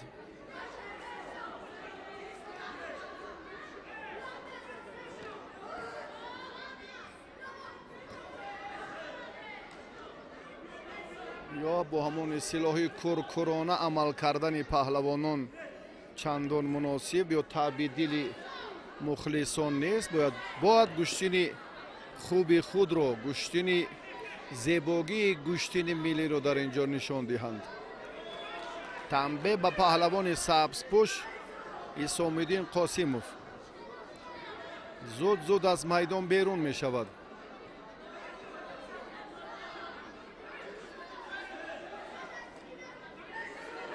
боз ҳам ҷараёни муборизаи паҳлавонон тақвият ё суратафзоӣ тақозо мекунад. На, ин ҳолате ки Шералӣ боз нишон дод.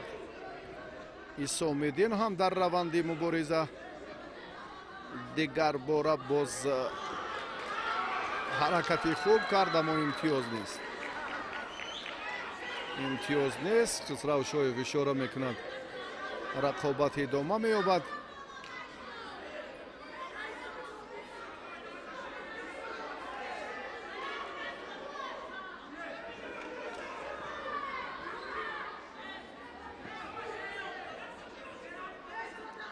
як бори дигар дар ин марҳила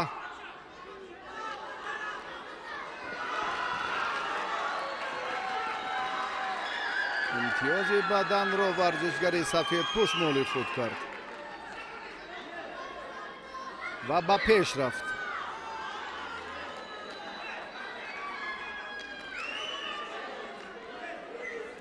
ҳаракат ба пеш. акнун ин тарзи гӯштингирӣ ҳам боз андаке шигифтангез аст.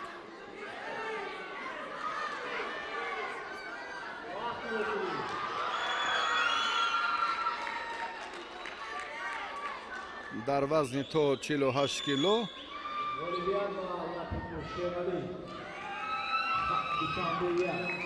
Шералӣ Латипов барандаи медали тиллои ин вазн шуд. Исломуддин ҷои дуюмро гирифт.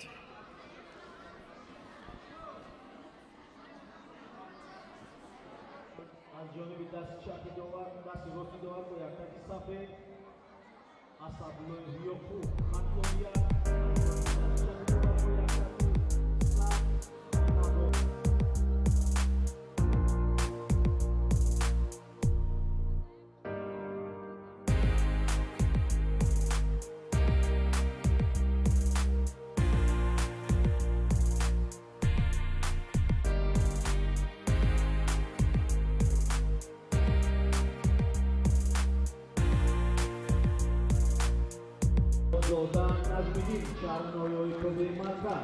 рақобати паҳлавонони вазнашон то 52 кило дар марҳилаи ниҳоӣ шурӯъ мегардад.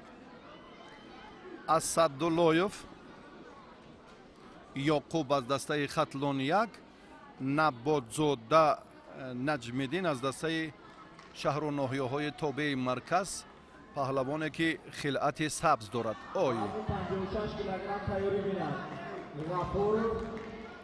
ҳаракати хуб буд.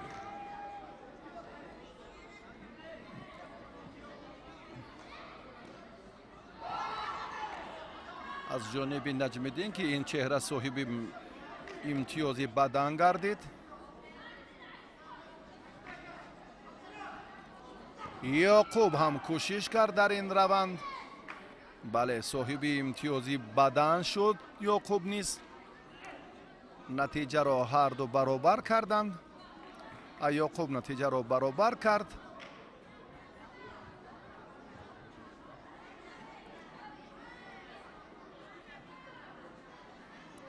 اکنون رفتی مبارزه پهلوانان باز یک این طرز گوشتنگیری اندک خطر هم داشت و نجم‌الدین نباتزاده از دسته شهر و ناحیه‌های تابع مرکز با آن اصول اجرا کرده صاحب امتیاز پهلو شد. با پیش رفت باز بدن گرفت. یک پهلو دو بدن دارد. پهلوان شهر حصار اگر اشتباه نکنم. کریم طالبوی تحت رهبری سنت الله رسولوف ما یک چند مربیانی رو که در شهر حصار تمرین میدهند میدانیم. سنت الله، اعظم رسولوف ها. اوه بسیار هم پهلو حلال و پیش از مهلت اینجا نباتزاده با گرفتن مقام اول شرفیاب گردید. نجم‌الدین در وزن تا 52 کیلو ظفر یافت.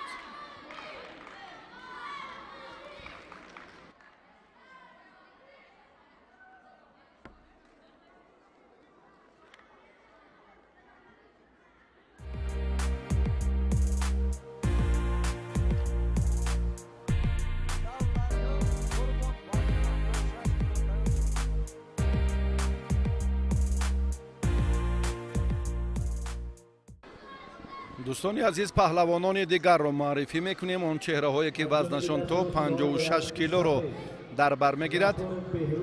بهروز غفاروف از ولایت سوخت، میرزا علی نوروف از دسته دوشنبه یک.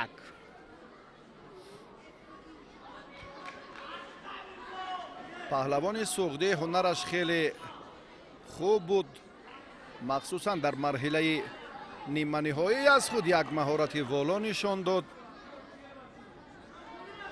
و بهروز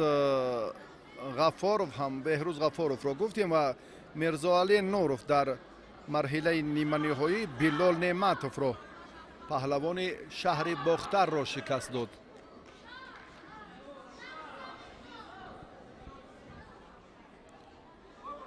آگاهی برای سوز گوشتین گرفتن میرزا علی نوروف.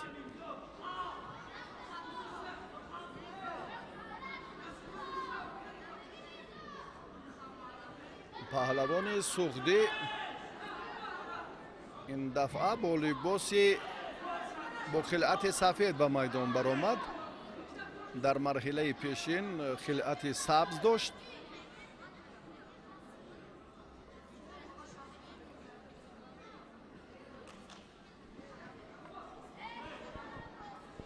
بیشتر با استفاده اصول سر کتف اعتبار میدهد این چهره که حالا دیدید، اما کامیاب نمی شود.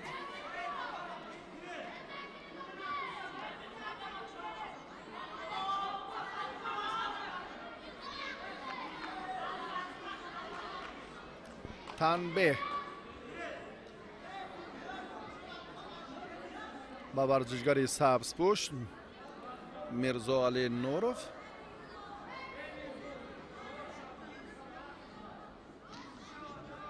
پهلوان سوختی اندکی توقف کرد، اما اشاره دارد که رقابت را ادامه داده میتواند.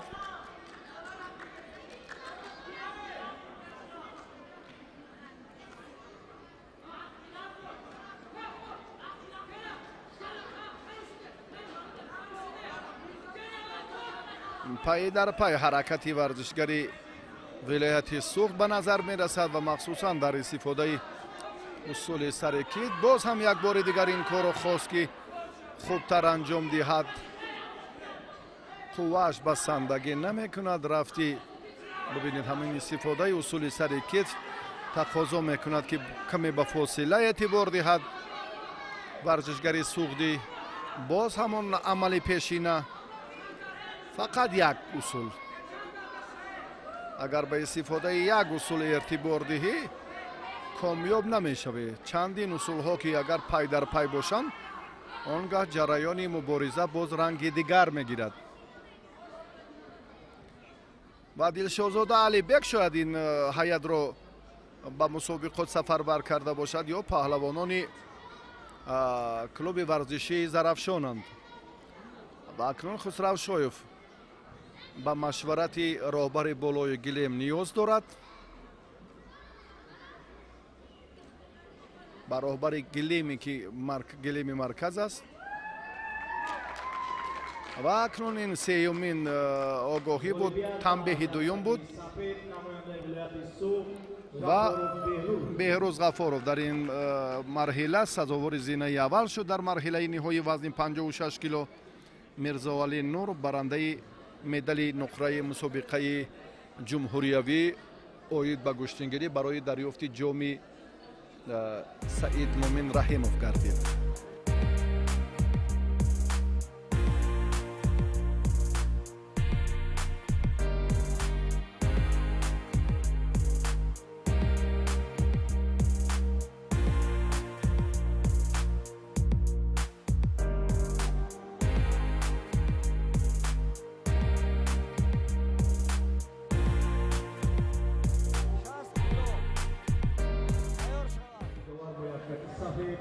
بالخدای سفرخوجا خطلانیان از جانب دست چپ گوار باید تک سبز.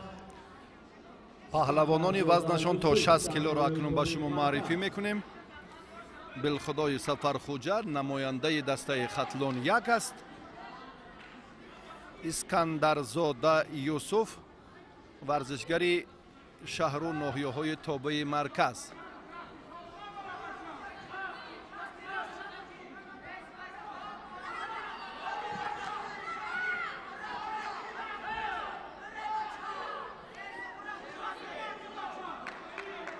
مبارزه خیلی جالب.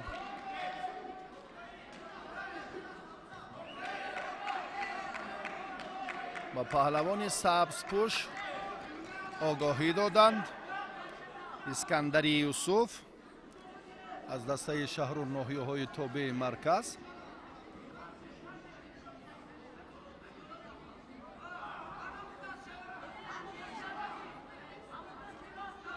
بسیار هم خوب پهلو.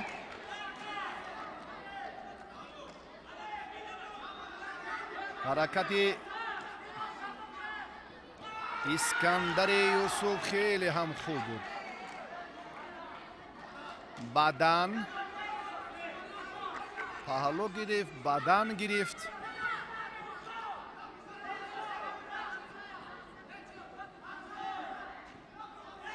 باز هم امکان دارد که یک لحظه دیگر مبارزه برد. باز هم پهلو حلال. بسیار هم با یک سرعت تیز و یک جالبیت اینجا اسکندر یوسف واقعا هم هنر بهتر و جالب خود را نشان داد و برنده مدال طلا شد. بالخدای سفرخوجا جای دوم را گرفت. در این وزن علی محمد گدایف و همچنین یوسف زاکیروف سزاوار مدال های برنجی شدند.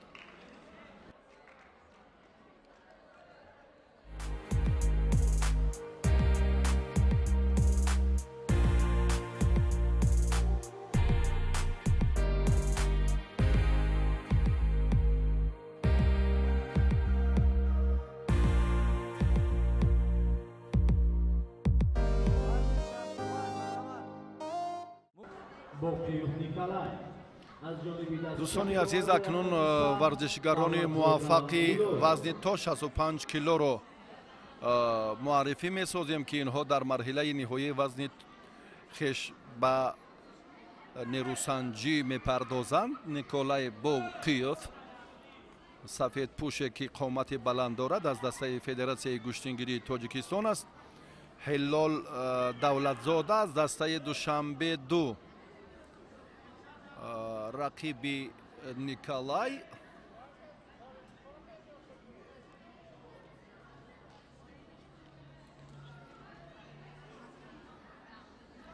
و اکنون رفتی تلاش پهلوانی سفید پشت خیلی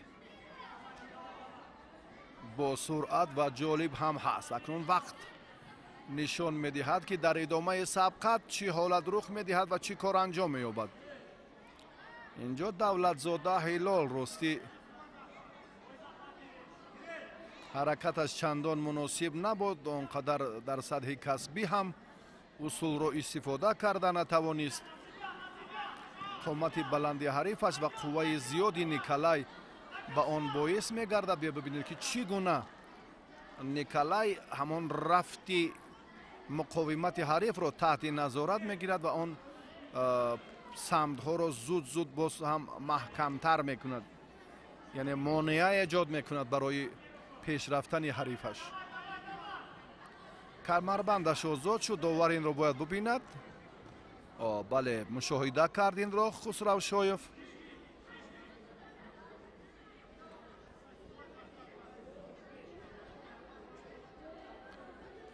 وزن نهم مسابقه حالا در همین وزن 65 کیلو پهلوانان نیرو سنجیده ایستادند و نهایتاً از همه وزنگران جمع 65 کیلو را در بر میگیرد.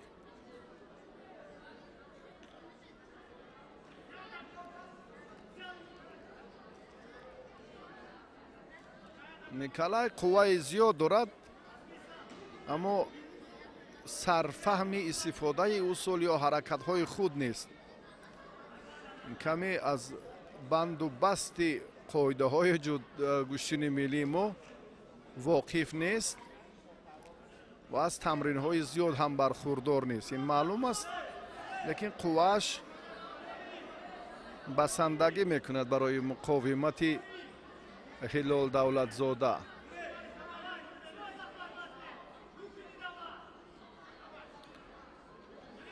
قامت هلال اندک پستر است.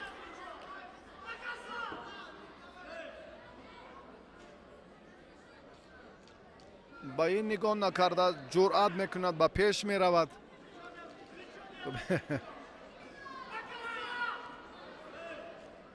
نیکالای باقیوف نام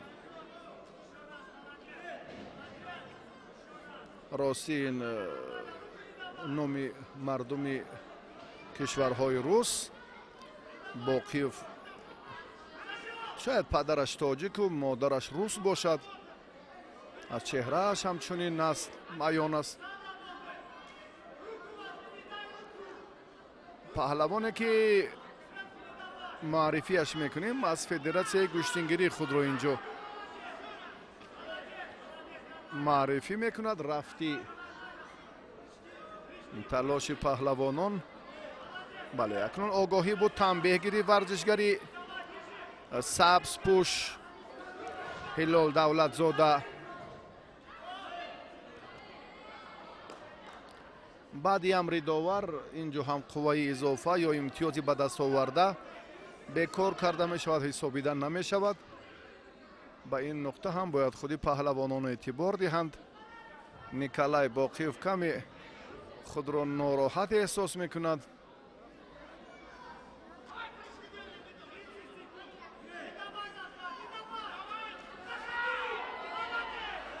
باز هم یک تلاش نیکالای خوب شروع گردید.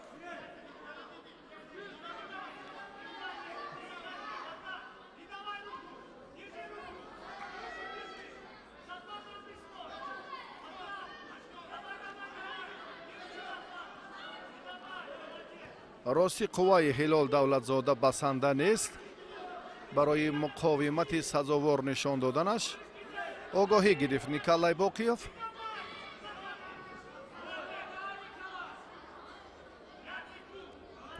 پنج ثانیه دیگر وقت خیلی کم است.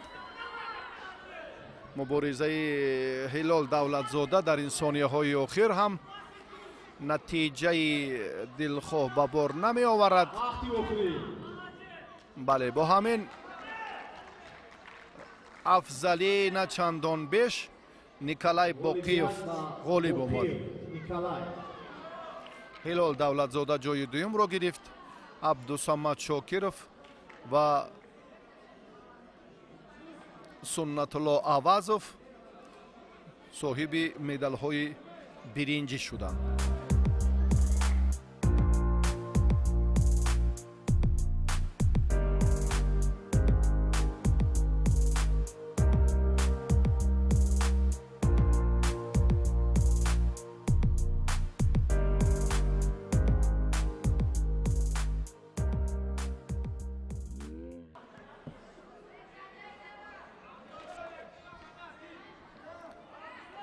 دوستان گرامی ما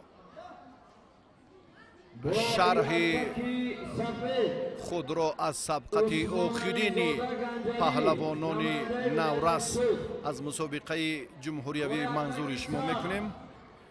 در وزن جمعی 65 کیلو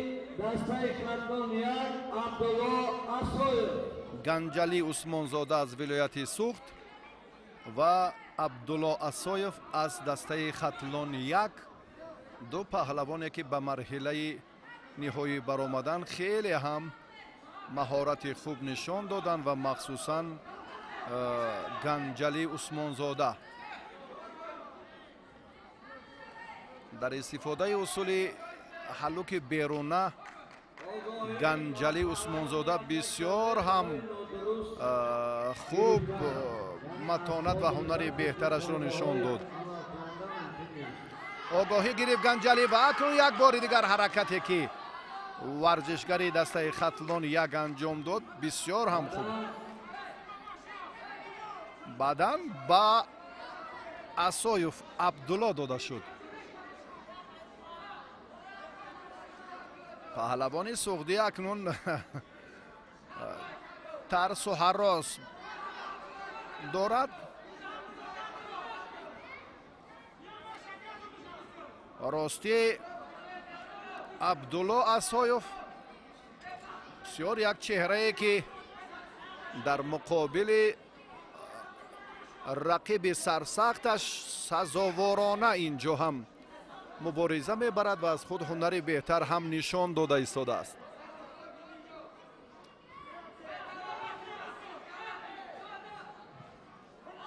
اوی اوی اوی بدن بله بعداً با پهلوانی خلعت سبز داشته عبدالله اسایف گنجلی اون متانتی که در مرحله نیمه نهایی مقابل عبدالرحمن ولی از شهر دوشنبه نشان داد و از این هم پیشتر در دو سبقت دیگر گنجلی خیلی نفر فعال بود، اما در این مرحله راستی حالش مشکل شد.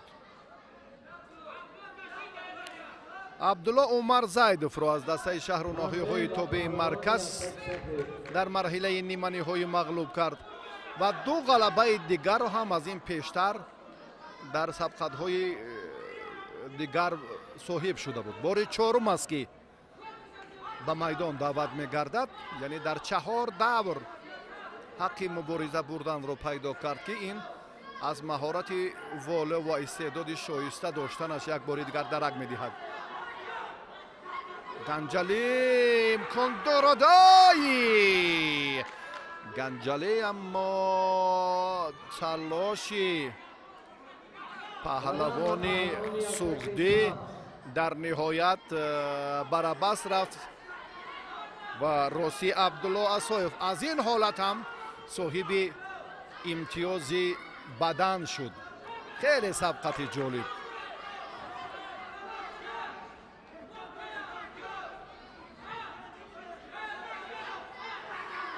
یک فرصت آخرین پهلو حلال پهلوان خطلان یک عبدالله اسایف در این دیدار با افضلی بیشتر غلبه را به دست آورد و سزاوار мақоми аввал шуд.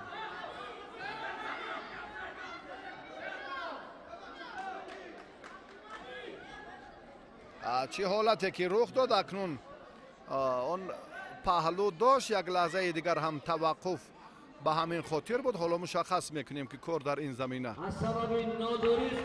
нодуруст гирифтани паҳлавон Тамбе дошт. бале, Усмонзода Ганҷали Тамбе гирифт, аз майдон хорӣ шуд. Абдулло Асоев новобаста аз он партофти пешинааш ки ҳисобида нашуд. Асоев Абдулло барандаи медали тилло гардид дар вазни ҷамъи 65 кило. бо ҳамин дӯстони азиз, гузориши мо аз мусобиқаи кушоди ҷумҳуриявӣ оид ба гӯштингирӣ барои дарёфти ҷоизаи ҷаҳонпаҳлавон Саид Мумин Раҳимов ки миёни наврасони солҳои таваллудашон 2009-2010 доир гардид ба анҷом мерасад. аз ҷониби кумитаи кор бо ҷавонон ва варзиши назди ҳукумати ҷумҳурии Тоҷикистон, Федератсияи гӯштингирии мамлакат ба ҳамаи ғолибон медалу ифтихорнома ва тӯҳфаҳои арзанда дар фазои тантанавӣ тақдим карда мешавад ва саодатмандиву комёбии шумо мароми мост. барои таваҷҷуҳатон як бори дигар сипос мегӯем.